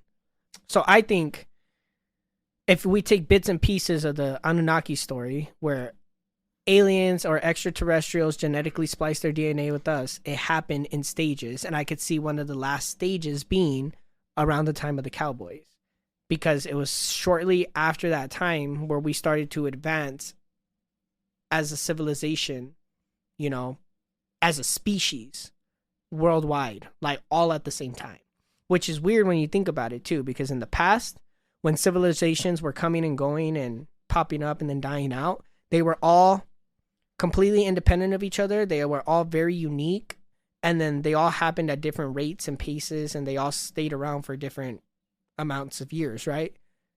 Now, in our modern times, all of our civilizations and all of our societies are very similar, and we're all using like the same technology. You know? Like we're all advancing in the exact same type of ways. I think that's kind of strange when you look at it, because it's the first time in human history that's ever happened. Well, it's because I think there's a little bit more peace in the world than there was back then. There was more peace. I mean, yeah, people were dying more often, but there wasn't as many like social clashes. Like the Aztecs weren't talking Wait, to, but like, how back are you going? Like back. Because I'm just thinking back 100 years ago. Well, even 100 years ago, like No. the East looked different from the West. The Eastern world looked different from the Western world, and all the cultures in the East had their own like identity. But that was before the U.S. really took over. The U.S. is so influential that in other countries they're getting inspired by. You're losing the point. It's aliens. No, it's I know, not society. I know. But you say that we're all kind of similar in our own ways, right? I'm talking about just mainly technology. Like I know we're all different. But I'm trying to get to the point that there's a lot more peace in the world now, so we could not withhold information anymore. We could share information if we want. That's true. That's part of it. But all throughout history, as civilizations were cropping up and popping up, like, you know, when the English were first coming up as a society, all of their technology and all of their tools, their weapons, their society, everything was completely different from like the Mayans or the Spanish or the Germans. Like they all had their own versions of like advancing as a society. Right. But then over the last 100, 200 years, like we all started to look the same in terms of like our technology. Like everybody started to advance in the same type of way, which, you know, there's a lot of different reasons for. But if we're talking about like aliens in this context, it could be that we all got the same bits of information, you know, and now we're all following some goal. Like, why is it that now our goal is to, all of our goals are so similar? Why is it that now we're all trying to find the same pieces of technology instead of branching out in our own paths the way we used to, you know? Back in the day when civilizations were advancing, every civilization had their own like goals that they were trying to achieve with their advancements, right? But now we're all looking for like the same stuff. We're all trying to make this next same thing. Every country is trying to like harness AI, for example, right? But 100 years ago, this country would have been worried about harnessing thunder, and then this country would have been harnessing like, well, not 100 years ago, more than that. But you get my point, right? You get what I'm trying to get at? Yeah. I'm doing it in a very stupid way. I understand that, but this is just the bullshit. I just think it's just a different time. Like, I understand that the Aztecs and the English were completely too. They were in their own world, but back in the day we weren't as connected as we are now. So the English tried to take over the Aztecs. I know they didn't, but it's an example. It just goes to prove that they just have had so much influence that they just took over. Like look at the untouched islands. Their levels of advancement is obviously different from ours. And then look at North Korea. They think they're the most advanced country in the world, but they're not. Yeah, no, okay, that's true. That's a good point. Where we were all isolated, so we all had different goals. That's and then now we're just trying to. It's a kind of a race towards being the number one country in the world, because it's clear that the U.S. isn't anymore. It's clear that we're starting to have competition with China and Russia. So at this point, it's just trying to be number one, and whoever solidifies number one is going to take over the mainstream, is going to take over pop culture, is going to take over everything. So they're just trying to. That's the race now, because they saw the influence they had. The other countries saw the influence the U.S. has. They're like, we don't want this anymore, so we're gonna advance more and more to give a run for their money, basically. Yeah, that's a good point. I could see that. But I understand. I think aliens only started working with humans in the last 70 years. Ever since Roswell? Ever since Hiroshima. Ever since Hiroshima, the aliens came down and started watching us. And then in Roswell, that's when it's like, you want one of your people? Give me one of my people. And then that's when they made the deal saying, if we give you him, you have to give us some of your technology. And that's where we got computers. Even then, I think probably even beforehand. No, but with Roswell, it makes sense because we had a prisoner. We had something they want. They have something we want. We just had an even exchange. And it's been like that ever since. I think they've been working with us or have influenced us even beforehand. I mean, obviously, people are going to point to the Great Pyramids. Theoretically, we didn't need aliens to build that. But I look towards something like the Industrial Revolution. Because imagine being alive at that point in time. Mm-hmm. Like before that, you're used to sticks and stones and clay and like that kind of shit. Right. And then out of nowhere, everything starts turning metal. And like now you have these super tall industrial, structures that you couldn't even fathom that are being built before your eyes. You have fucking railroads and these big ass machines that are traveling across country. Well, look at us now. 20 years ago, we didn't have AI, and we're seeing this among. I know that. I'm not saying that. My point being is, I think that it was somewhere around that time, right before the Industrial Revolution started, that we probably got an advancement. Okay, I agree with that, but I think it was more like here's a stick. Here's a little tiny piece of paper. Make fun of this or have fun with this. And then from that, they just kind of kept watching us. And then they're like, fuck, we shouldn't have given them that piece of paper because they're making bombs and now they can destroy the whole world. So I think that's giving us too much credit because if that was the case, well, okay. I think that at some point we were enhanced to some degree. I know they say that our brain sizes, are pretty much the same as they've always been. We are as smart now as we were like 400, 500 years ago. Right. But I don't think that's true. I think they tell us that, to dissuade us, obviously. Mm-hmm. I think that at some point we were altered just a tiny bit just to make overall species just a little bit smarter so that we could get to a point that we are now. No, but that's just evolution. Evolution's not that fast. You don't go from having sticks and stone buildings 1 century to having fucking railroads and trains the next century to having AI and flying cars the century after that. Like, we're advancing really, really quickly, and nobody acknowledges it. Because I think there's there's historical facts that I think you haven't seen, you haven't read. I've looked into this a lot. No, like I understand what you mean. Like we went from Middle Age, the medieval days, to Western, to Industrial Revolution, to now. In a span of what, 400 years? Like all of the advancements that humans are credited for, and all of the big things that we have done as a species, are almost all of it is within the last 250-ish years, right? Humans have been around for hundreds of thousands of years. So in our entire timeline, everything that humanity is known for now and how we identify ourselves as now has only come about within the last 200-ish years. That's like 1% of our entire species lifetime. And we've made all these advancements. I think it's more of people are starting to get tired of how they're living. So they're like, we need to find something. It's not that. It's not like some guy was like, you know what? I'm sick and tired of having to walk to work. I'm going to invent a fucking car. Yeah, I think it was that. But it's also, I think it was part of that. But it's also part that maybe aliens threw us a bone. We took the bone. We dissected the bone. We created nukes. And then they kind of regret us giving that bone.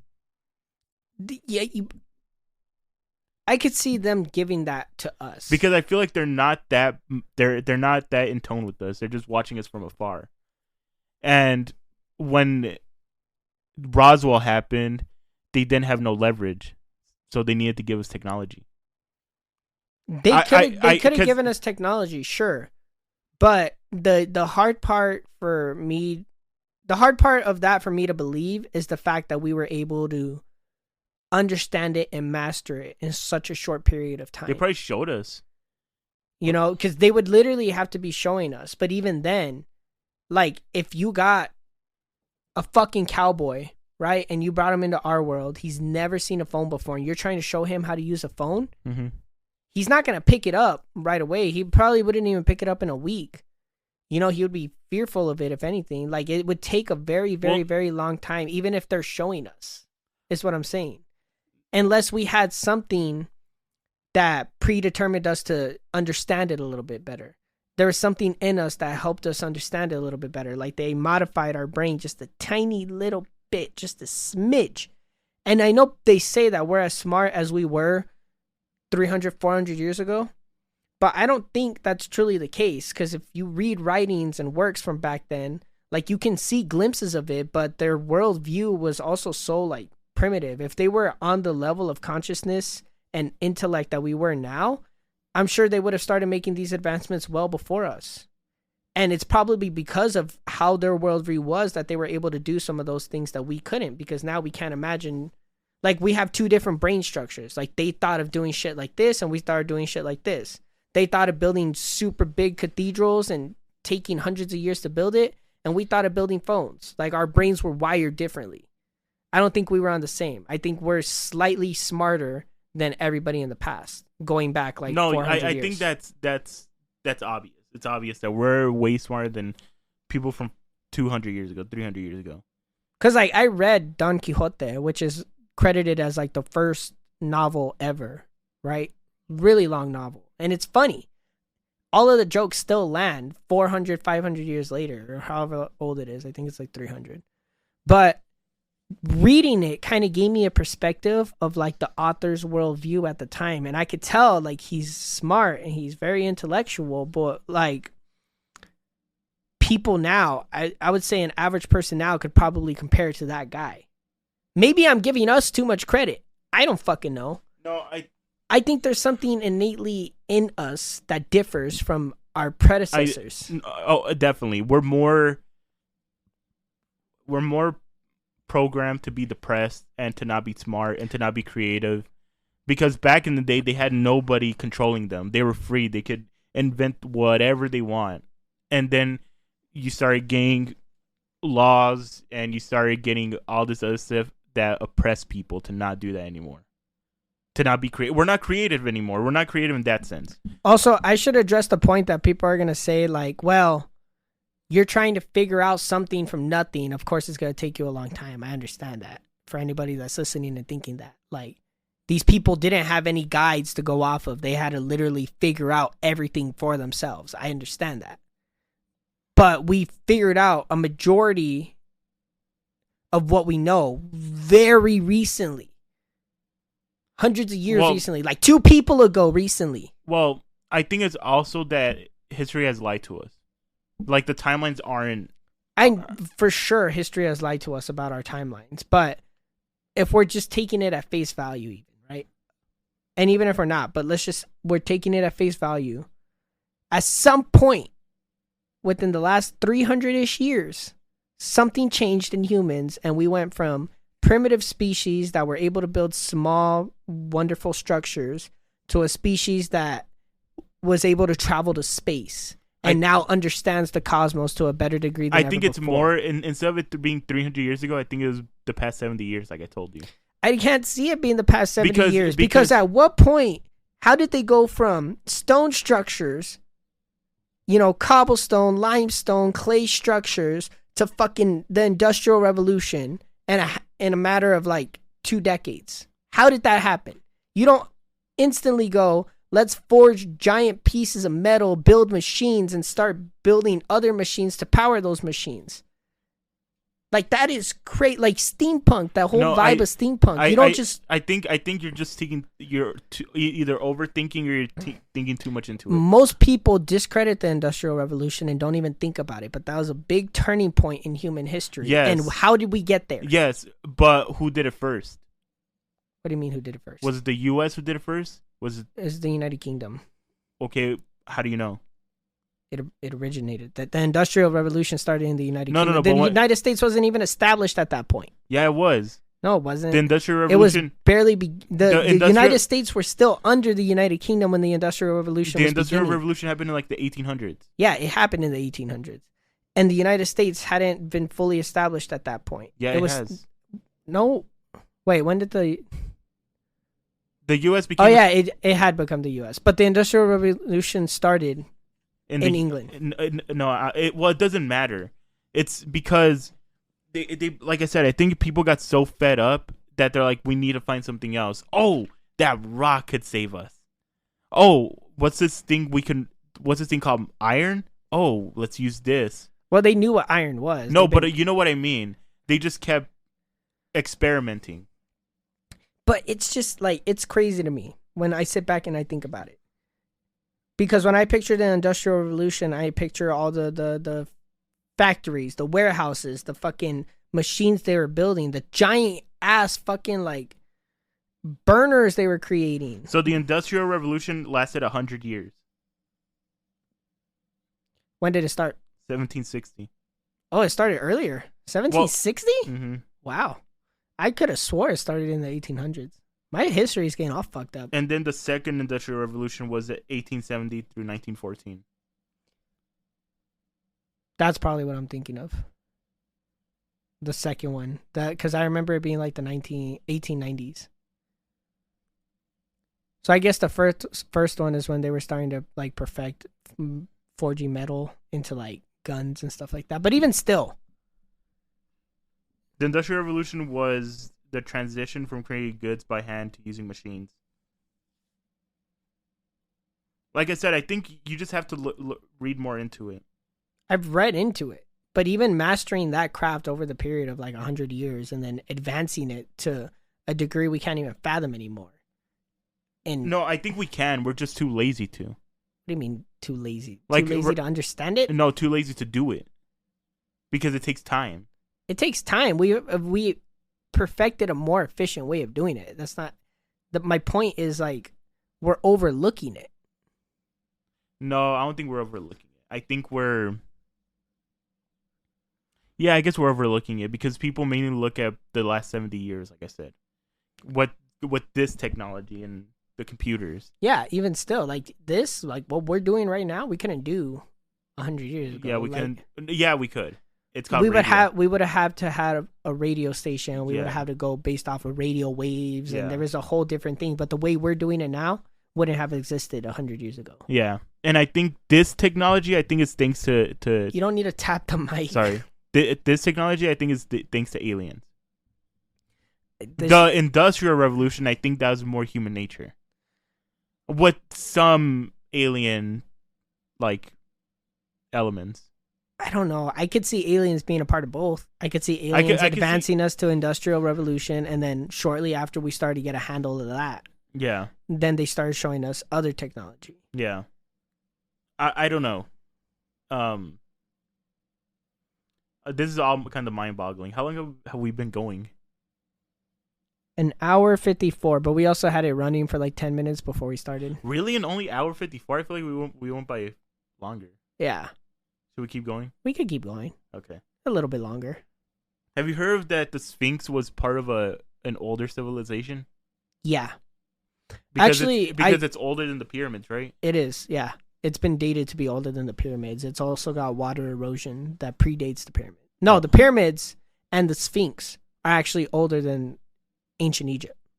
Like some of the ruins that they found around the pyramids okay. and the water erosion on both the Sphinx and the pyramids have been dated to be older than Egypt, which ties into like another big theory that I actually do want to say for another episode, because I mentioned like the hollow moon theory, right? And during that theory, I talked about the Younger Dryas, which was the period of time before the Great Flood. It was right around the time of the Great Flood. And then that's when like all humanity changed forever, right? And there have been so many theories that have stemmed from that I would like to dedicate an episode of us talking about it, to like dissect all these different theories. There's Right. like the hollow moon theories, there's the Anunnaki theories, Is this there's all the from the electric Y-Files? universe theory, Y-Files, History Channel, and then some other blogs and stuff that I found. But they cover a majority of it, and that's how I got exposed to it, right? So if you guys are interested, go check out the Y-Files. I don't like the Anunnaki theory because it just depresses me. That we were born as slaves. We were born as slaves. We have nothing to live for. Shit like that. Well, I mean, it kind of ties into that quote that Arthur C. Clarke said. We are either alone in the universe or we are not. Both are equally terrifying. No, but I think with religion, it's a little bit more special because it gives you hope that once you die, you actually go somewhere. With the Anunnaki, if the whole Anunnaki theory is true, then you're just working for them and not living for yourself. But there is hope in knowing that we're not the only things in the universe. Yeah, but And that they'll have to go through the same thing. how do you know? Because, I mean, if there's no God for us, it's not going to be like there's a God for them. Like, there's only one God, and he's only going to take care of these select group of people. No, No. but if the Anunnaki created us, then something created them. It's gonna go just back and forth. Well, that's if you believe that there's something that created them and it wasn't by happenstance. No, you can't create something from nothing. No, I'm not saying that we were created from nothing, that we just No, but I'm spawned out saying in here. their case. Yeah, but if they were life, right, and they were the only life before they created us or whatever. But according to the theory, we also existed. Like, we were a primitive species. They made us what we were. Mm-hmm. You know, they found us before we were even Neanderthals.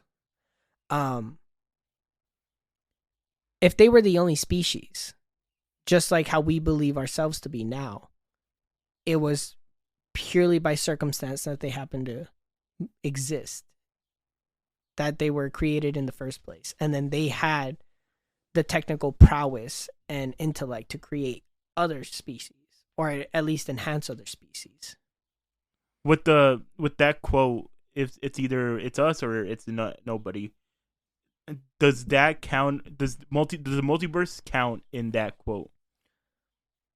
I don't think so. I don't think that was really a because, big like, concept back then. Because let's say there's a multiverse, does that really mean we're alone, or does that mean we're just us, but it's in a different universe? I think it just means that we're alone with infinite versions of ourselves that we can never really see. But You're trapped in your own little cell, and just because there's other cells out there, it doesn't take away from the fact that you're alone in your cell. no, but it's still different people.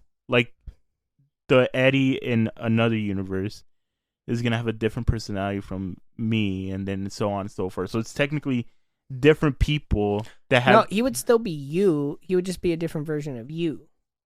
He might have a slightly different personality, but it's still you. You know, you would still have like the same genes. You would still come from the same place. Otherwise, it wouldn't be you. No, but it's still someone different with a different personality. But it's still you, is what I'm saying. Like, let's use Rick and Morty, for example, right?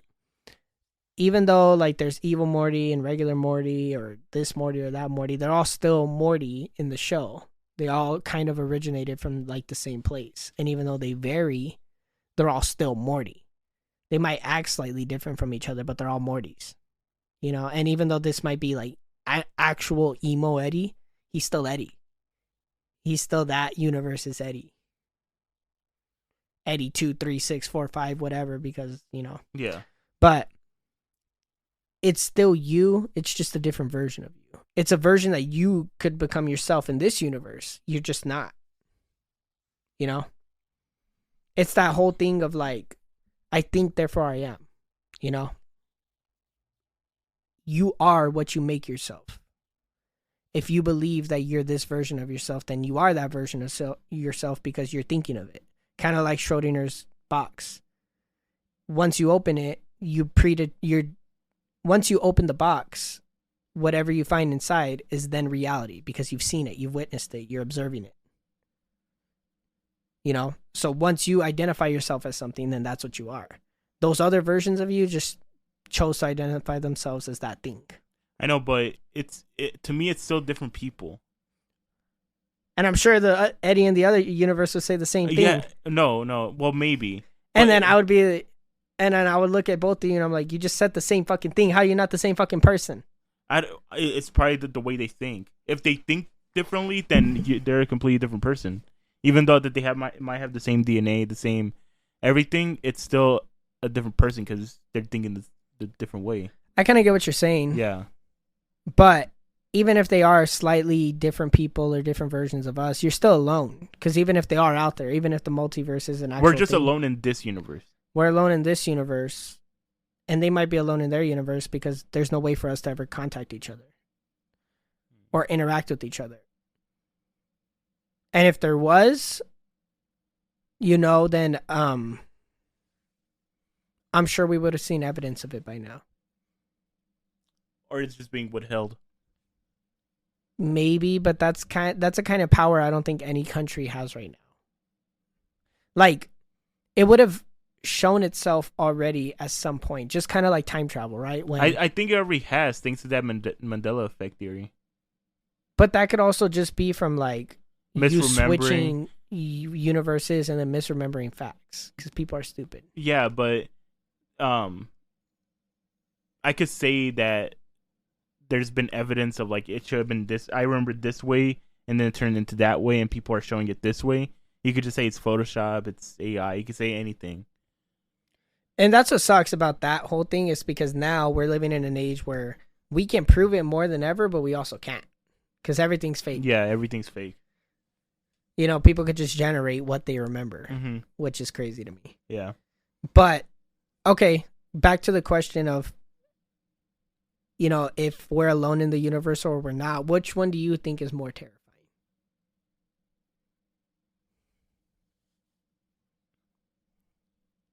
I think that we're not alone in the universe. I'm not asking you what you think. Which one do you think is the more terrifying outcome? That we're alone or that we're not alone? Yeah, that we're not alone. You think that if there was other beings out there that it would be more terrifying? It's going to be more. Either one doesn't really freak me out, but if you're looking at it from like either or, it's we're not alone. Because for millions and millions of years, we've been saying we're alone. It's just us, nothing else. And then these grays come out of nowhere. Like, what the fuck? Yeah, it's scary, but you also got to keep in mind like how fucking huge and dangerous space is. No, yeah. But if there's a civilization that perfected time travel, then that means it's us and them. You could just think of it like that. then it's gonna open the door of maybe there's more, then they just haven't perfected it. As to oppose as if we are alone, we've known we've been alone. It's just a shower thought that. Well, okay, to me, like there being other life forms, like intellectual life forms, especially, scares me. Not because they're coming to kill us or that, everything we knew is a lie or anything like that. It scares me because it then again proves how alone we are in the universe. Because even if there is intellectual life, let's just say they're on Saturn, right? Which is impossible because that's a gas giant. But let's just say there's no way for us to ever get to a point where we can communicate or interact with them on a real level. It would just be messages over the course of decades. No, but I think we will. It's just not going to be in our lifetime. It's probably going to be 2 lifetimes. Even still, okay, like how would we do it? Like, give me an example of how you think it would happen. Well, we'll just have to perfect space travel. Okay. Like, thanks to Elon Musk and thanks to... Since if we're smarter now than we were 100 or 300 years ago, eventually 200 years from now, we're going to be way smarter. And then thanks to AI, it's going to help us figure out time travel too. Or not time travel, space travel. Even still, let's just say we perfect space travel, right? Now we're able to travel at the speed of light. It still becomes a gargantuan task because of the way space works and the way that light travels through space. If we are able to travel as fast as the fastest thing in our universe, which is light, right, it would still take us... I thought darkness was quicker. That's a debate. It's like okay. the chicken and the egg. Oh, okay. But it's the fastest measurable speed of time. Okay. Right? If we were able to travel as fast as light, we would still have to wait decades or hundreds of years before we get to any planet. I feel like the laws of space would eventually be broken. I feel like something is gonna. It's like a law of physics. Like you can't break it. Like that's what binds the universe. There's no way for you to travel faster than the speed of light without it affecting something else in the universe entirely. You could break the fabric of space and time itself and completely destroy the universe. I think it's gonna be like, let's say there's life on Saturn. Each of us perfected space travel. I feel like we're gonna go to each other's planets, and then we're gonna be like, all right, this is the border. This is where you can send messages to us, and this is where we can send messages to them. But even still, I think, let me double check here before I make myself sound like a fool. Okay. Put it up on the big screen. Okay. What's it say? 1 light year can take... So, okay. Saturn is theoretically plausible because it's only 80 minutes. It's only 80 light minutes away, right? So, within our own solar system, it's technically possible. If we were traveling at light speed, which is going to be the greatest feat in human history. But if we're not traveling at light speed, it would take us decades to reach Saturn, right? And let's just say that planet hasn't perfected light speed either. Right. So we're both traveling at the same pace.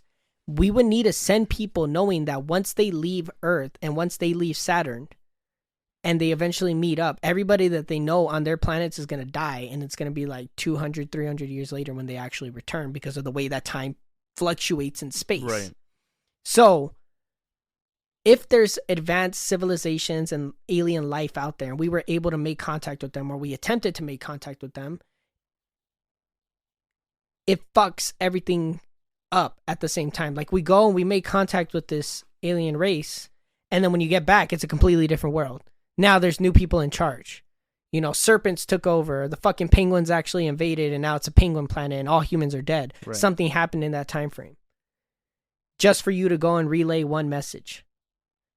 And you guys won't even speak the same language if they're even capable of speech at all. But the thing, okay.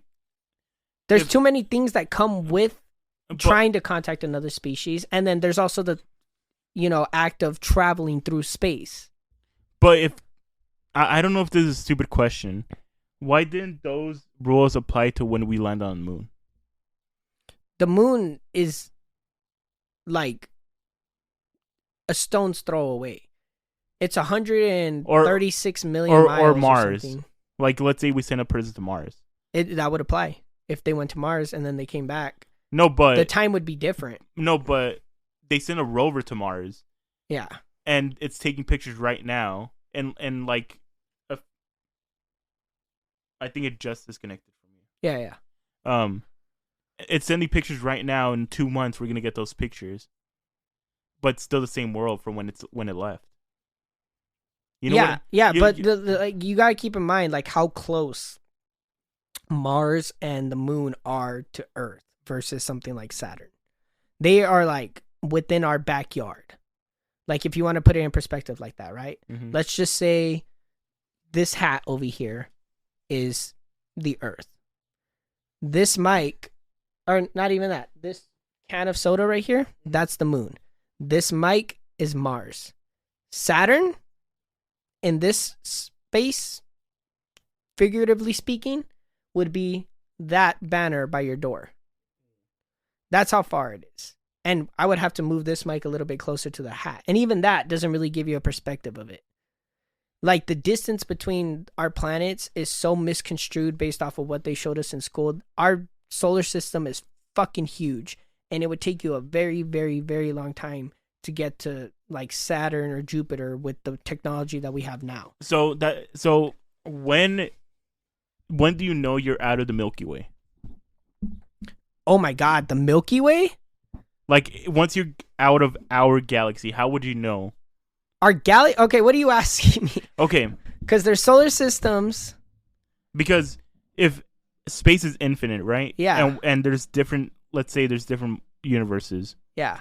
At what point do you know you're in another universe or another galaxy? I don't even know how you could. Is it gonna say now leaving galaxy, now leaving Milky Way? Now I don't think they put up fucking road signs on the way out, like exiting galaxy limits or some shit like that. Careful out there. Have a great trip. Beware of space hogs. Beware the monsters out here. Space hogs. I don't know exactly how you would be able to tell. Because have you ever thought of that? No, not until now. Because you see pictures of the Milky Way galaxy, right? Which is also extremely fucking huge, like too big for any of us to really actually fathom. Our entire solar system, our sun and all the planets in our little solar system are a tiny, tiny, tiny, tiny, tiny, tiny little speck in that big ass dust cloud of the Milky Way galaxy, that big ass swirl. We're the tiniest little speck. You wouldn't be able to, if you looked at it, you wouldn't be able to see us. You would have to zoom in like 100 times. Yeah. And then you would see our speck a little bit brighter, and then you would have to zoom in 1,000 more times to see our solar system the way you're picturing it. That's how huge it is. But let's just say you got to the outskirts, right? Because when you're floating through space, people get the misconception that you're going to see stars all over the place and you're going to see all these fucking planets. It's not true. You'll see little bits of dots here and there way far off in the distance because everything is fucking far from each other. Like it's huge. So it's not like you're going to see all these stars and then you're going to get to a point where there's no stars anymore and then you're like, oh, I reached the outskirts. As soon as you enter space, you're like, this is the outskirts. Like that's Earth. Where is it at?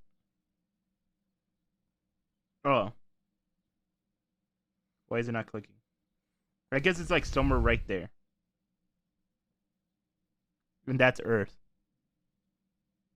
Isn't that crazy? Yeah. Now look up, I forgot what it's called. Oh, click that one on Saturn right there. That is what the Earth looks like from Saturn's perspective. And keep in mind, that's not even as big as it actually. No, I think, well, isn't this just like a. No, it's not generate. I think it's a probe that they sent out that way. Really? From what I know, from what I've heard, it's an actual picture. But even if it's not, that's like conceptual, like how big we would be compared. Look up the picture of all the galaxies. Look a picture of galaxies or some shit like that. Right there, that first one. Okay. That is a actual picture that was taken, I think, from a shuttle. No, that I can't. No. I was literally watching a video on it. I feel like these type of pictures, they're concepts of how we think it'll look like. A menagerie of galaxies. Yeah, I think that was from the Hubble telescope. It must be true. It's a .org. I mean, they could just use fake pictures. I'm not entirely. We're fact checking right now in real time. You want to read it? Do I have to make it bigger?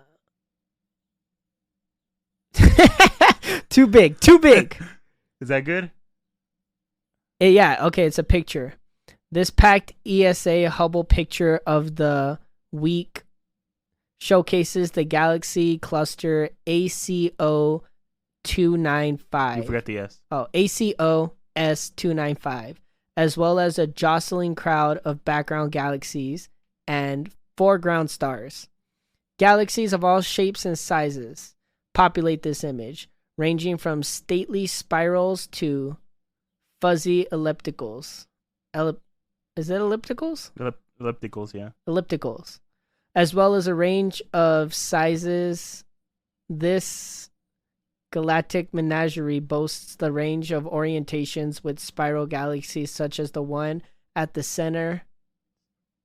Why is it spelled like that? I was literally looking at that. At the center of the image, appearing almost face on, and some... Okay, you're fucking making me dizzy.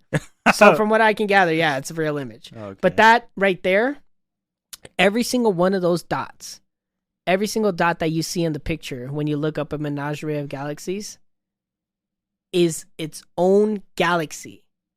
And every galaxy has Well, look at that one. billions of its own solar systems. So let's just imagine two dots on opposite sides of that picture, two different galaxies, Right. had life in one of their solar systems. They're never going to meet. They'll never know that the other one exists. Yeah, but So if there is life out there, which according to the Drake equation is mathematically probable, it's impossible for there not to be life. Mhm. It just doesn't necessarily mean it's alive right now. But if there's life out there, there's no way we would ever be able to get in contact with them, at least in our lifetimes. Theoretically, like, yeah, humans and, I don't know, anthropods, well, that's a real species, but whatever, anthropods can communicate, but it would be their descendants that answer the messages. Yeah, but and then their descendants that would receive the answers, and then their descendants that would send the response. It's like the longest text message conversation ever. So imagine, you send a text to the anthropods in Galaxy 29 Sector B, and it's like, hey. And then 2 billion light years later, they're like, what's up? And then 3 billion light years later, you're like, nothing. What about you? And then 4 billion light years later, they're like, chilling. And you also got to keep in mind that space is constantly expanding. And to us, it appears to be slow. But when you think about it, we're traveling at such a fast speed that it's almost incomprehensible. So as we continue to relay messages to other galaxies and other solar systems, the distance between them is going to change. Some of them are going to get closer, and some of them are going to get farther away. And it's going to be almost impossible to keep communication with any one of these things going for a long period of time. Wait, at some point... Wait, time out. Are we still on the topic of being alone or not? Yeah. Okay.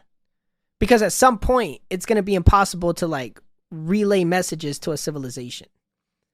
And then you also got to keep in mind, like, galaxies smashing into other galaxies and completely destroying things, asteroids, fucking solar projections, fucking black holes. Like, there's so much shit out there. So what scares me about that question is knowing that there's life out there and that we'll never be able to experience it, see it.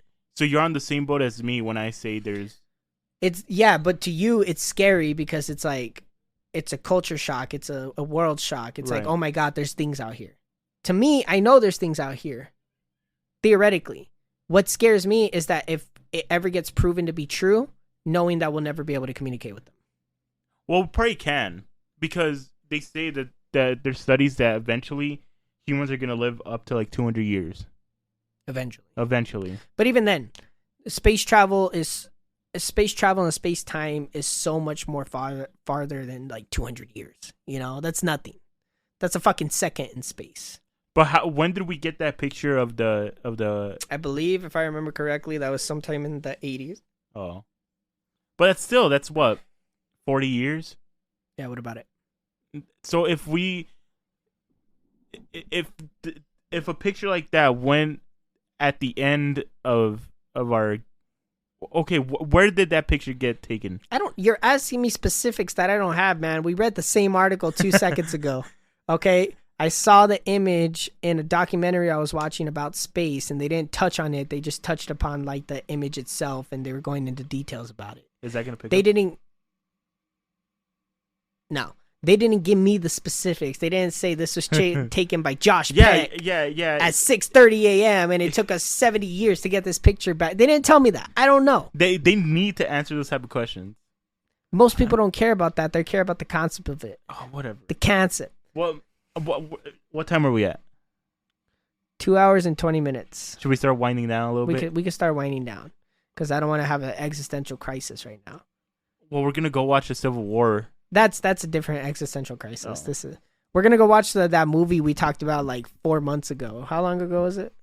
Like 4 months ago. 4 months ago, Yeah. where the United States is having a civil war. Hopefully, it's good. So I saw this picture on Twitter, and I think it's crazy if it's true. Apparently, this is heaven. Didn't I show you that song? No, I showed you that song. It's No. Hosier. Yeah, show me that song, and then I sent it to you. No, you just reminded me of it. I knew he was releasing an So album. you didn't show it to me, you fuck. You didn't show it to me. I sent it to you. I was like, yeah, Eddie. but I knew about this song. Okay, whatever. Neither of us showed each other that. Yeah, we just found it on our own. Apparently, this is a picture of heaven. Not so infinite, huh, Christians? That's what they say. Alleged Hubble Space Telescope photo of heaven. Do you want to read the article? No, I don't think that's heaven. The question I'm gonna ask you is, what do you think the greatest picture in human history is?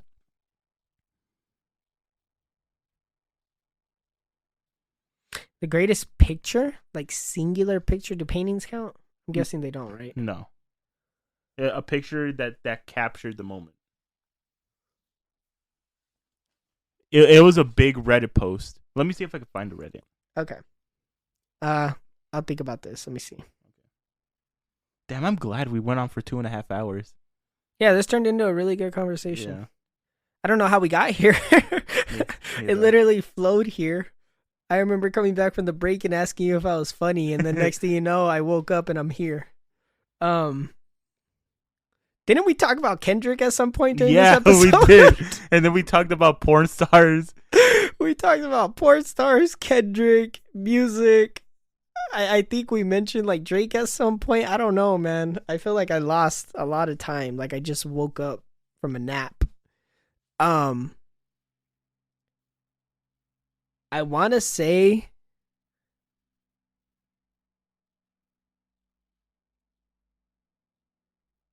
the picture that the guy took, the picture of the Earth that some guy took from the moon. Yeah, that's regarded as one of the greatest pictures of all time. Let me pull it up. It's right here, look. Oh shit, wrong one. What do you think the single greatest photograph ever taken is? I spent multiple months really thinking about this question, and I have figured out my top 3, and I think number 1 is undeniable. In third place, I have this image of the elephant's foot in Chernobyl. This is the melted nuclear core from the Chernobyl disaster. If you looked at it for 300 seconds, you would have just 2 days to live. In second place, I have this image taken by the Apollo 11 astronaut Michael Collins. We can see the moon, the landing module that took man to the moon for the first time, and the Earth. Every single human who has ever lived, dead or alive, other than Michael Collins, is in this image. And finally, in first place, the pale blue dot. In the year 1990, the Voyager 1 spacecraft looked back at the Earth one last time. From 4 billion miles away, it captured this image of the Earth. That's all of us. Every thought, dream, problem, smile, everything that the human race has ever conceived of is right there in those few pixels. That is the greatest photograph ever taken. Screen record that and send it to me. Okay. I'm just gonna save it for now. Okay. He stole my answer because Earthrise is the name of the second Well, no, look, entry. there's a Reddit post. Ha, you fucking dick. It was. Look it just said it right there. 1996.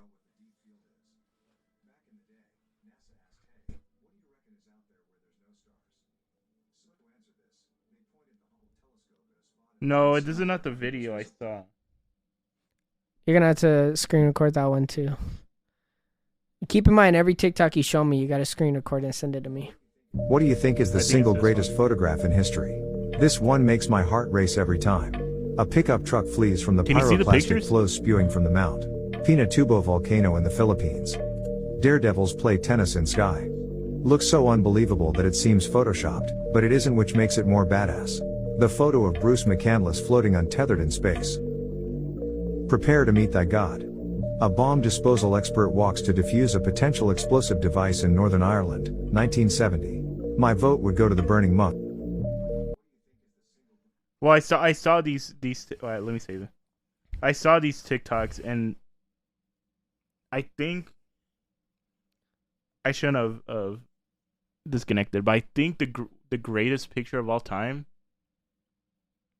So yours is still the blue dot? No, mine is Earthrise. It's this photograph. Also, it's the second one that he showed. The second one that he showed in the first TikTok. Yeah. That's what instantly popped into my head. Because I know a lot of people say that the moon landing is fake. Whatever. That doesn't matter. Let's just assume it's real for a second. For Right. those of you that don't believe. If it is real and that photo is real, that's probably one of the greatest photos ever taken. Because it just puts our entire lives into perspective. It doesn't matter what you think is important in your daily life. The fact of the matter is, like Eddie said 100 times, we're two guys floating on a rock through space talking.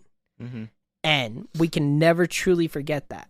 Like every time you look up at the stars, you got to remember that at any point, if space willed it, we could all die in a matter of seconds. There's nothing we could do. You know, it's also I need to answer my greatest picture of all time. Isn't there a picture of the nuclear bomb, like the mushroom cloud? Yeah, well, they took videos of it. But how real are those videos? They're real. No, okay, so I think I might have to give you the. Tell me if you can't see.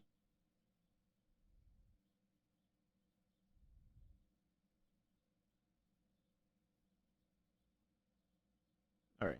Oh, this is gonna be hell to edit. No, we don't. I don't have to send you the. No, no, send me the TikToks, obviously, because it's just gonna sound weird if we don't. But like the 2.5 hour long episode. Oh yeah. I wasn't expecting that. Okay, here's another conspiracy theory. You've seen all the grainy footage of nuclear test blasts that you've Sure. with the mushroom clouds, and there are always these grainy things, and there's all these like little houses lined up and these little trees lined up, and it blows everything down. Yeah. Okay, so here's the question, right? So what happened? Okay, so this is great. Okay, you'll love this. So what happened to the camera? You son of a bitch. How is that happening yet the camera is like totally stable and fine? Oh my god! And by the way, and the film is fine. The radiation didn't cause any damage to the film. Oh my god! And by the way, okay, we'll do this one. We'll do the loop one more time here. Let's see the car. The car's right behind the house. It just showed up. Oh, okay. It just showed up. So wait a minute. First of all, wasn't there. First of all, where'd the car come from? Yeah. No car. The second is, does it really look like car? A real, does that look like a real car? That's insane. Is that a house or is that like is that a 12-inch scale model? What? Right. Oh, that does look fake. There's also the camera didn't move at all either. You know what it looks like? It looks like the smoke is too big. Watch when it hits. Like the volume, like the size of it, it looks small. I mean, you know what I'm saying? I mean, it looks like we're looking at something that's like a few inches tall. If you watch like making of Star Wars, any movies before CGI, whenever they do anything like that, it's always with these tiny models. Yes. Yeah, this looks fake as shit. Let's get another one. It's like, okay, what the camera's fine. I'm not gonna say that every single nuclear blast video is real, but there are definitely ones that are real. I'm willing to bet anything, because one, it would just be dumb for them to drop that many nukes just to get videos of it. But we know they tested it like a good handful of times. Yeah. So I'm sure at some point during those tests, like the one where you could see the soldiers like watching it from afar, I know that one's real. It's been confirmed to be real. But some of these other ones where it's showing the houses, I could see them using models to demonstrate what the effects of it look like, and then over time people misconstrued it and started to think that that was actual footage of a nuclear blast instead of like what it looks like. You know, but like in all the videos where you could tell it's real, like they're extremely far away. These ones where they're like all close up at the house, I don't think those are real. Yeah, no, but the greatest picture is where they're in the plane and I think it was in Nagasaki. Which one was Little Boy? Was it Nagasaki or Hiroshima? Nagasaki. Where they're in the plane, they drop the nuke, it hits, and it's a big ass mushroom cloud. They're in space or in the air. Yeah, I think that's the greatest picture. That's one of them. That's like a turning point for human history. Yeah. But I still think Earthrise beats it just because compared to space, is nothing. Yeah. Can't believe we took that. Space fucking just... No, we took that. What? Like, you and I... It's evident that we live in the podcast room. So when we walk out, we just see Earth. We're like, we should just capture the moment. I mean, I'm biased because we took the fucking picture, you know? Like, that's what we see every time we look outside, people. It gets boring after a while. We have to teleport to Earth so that we could go to work. Yeah.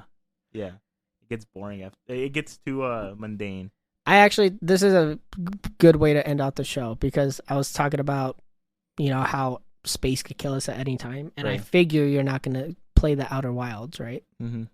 But in the Outer Wilds, that game actually really did change my life. I know I told you that, but it did, especially just the way I look at space. Because you spend the whole game... Spoilers for the Outer Wilds. If you don't want to get spoiled, fucking skip this whole section, skip the whole rest of the episode, just end it here. Go play it. It's an amazing game. Go in blind. Be patient. Anyways, towards the end of the game, you know, you spend the whole game trying to figure out everything you can about this ancient civilization that existed before you.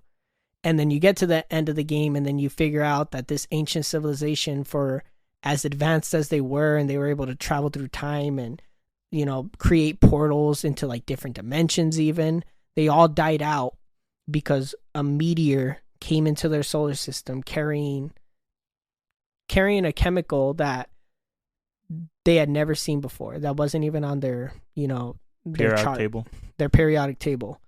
And it killed all of them in the matter of like a week because it was like poisonous. And there was nothing they could do to prevent it or fix it. So this entire spacefaring species died out in the matter of a week. They perfected, you know, teleportation travel. They traveled to that solar system from another system and they all died. And like, I thought about that and it was like, it kind of gave me an existential crisis.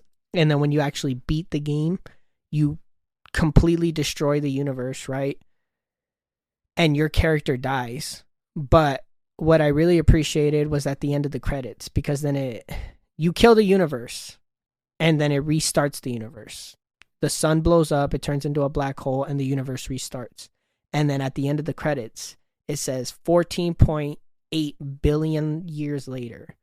And then it shows that 14.8 billion years later, there's another solar system and there's a different alien species and they're sitting by a campfire and they're roasting marshmallows. Oh, shit. So what you're saying is no matter how you look at it, it's always going to restart itself. It always restarts itself. So it really, like, I saw it and the first thing that came to my head was life goes on. So this whole game, you're trying to figure out how to stop the sun from blowing up. You're learning about this ancient civilization that died out. Right. You know, there's nothing they could do. But what you learn is that from the past, from the present, and for the future, life always goes on. Life goes on. And it doesn't matter how we die out. It doesn't matter how things end. And it doesn't matter how long it takes. At some point, life will evolve again. And it'll get to a point where they're sitting by the campfire telling stories and laughing. Only if that game was designed differently, I would love that game. It's an amazing game, but they designed it the way they did to get people to experience that. They want you to fear space. They want you to fear... No. You know how I told you that you like games that are cartoonish? Yeah. If it wasn't so cartoonish, I would be playing it right now. If it was too realistic, it would freak people out. No, I know. But if it was anything like No Man's Sky... No Man's Sky is cartoonish. Yes and no. It's very cartoonish. It's Outer Worlds is more cartoonish than... I like the style of it, though, and the atmosphere. And when I finished it, and when I saw that ending screen, and it showed... Because you're an alien, right? And you have, like, 4 eyes and, like, 2 hands or whatever. So you already established that you're an alien. And when it showed at the end, other aliens sitting by the campfire telling stories and eating marshmallows, it, like... Comes full circle, basically. It came full circle, and it filled me with a sense of peace that no other game will ever be able to provide. Because it doesn't matter... Everything we do now, everything that our species and our lives amount to is all going to die out in the grand scheme of space. And everything's going to die out. But at some point down the line, billions of years later, incomprehensible amount of time later, life is going to restart. And at some point, there's going to be 2 dudes sitting in a room talking to each other with people listening. And it just warms my heart. Maybe that's a version of the multiverse that we didn't think of. Maybe. I just like knowing that life itself is never going to die out. And even if it's not our lives that are shining at that specific moment, that the universe is always going to have something in it. See, Devin, that's a nice... This is a nice way to end. But it just... Don't talk about the fucking graphics. No, it just brings more questions that I'm not gonna ask because we need to.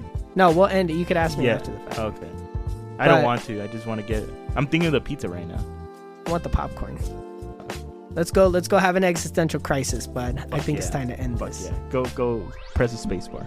And we'll be comforted knowing that there's 2 dumbasses out there, some random alien species that are having similar conversations as us. And pissing people off. But those people are going to have 4 eyes instead of 2. Yeah, maybe. And they're not going to be as ugly as us. Ugly as you. Ugly as you. All right. Later, guys. Thank you for listening. I love you. This concludes the Moon Men podcast. The end.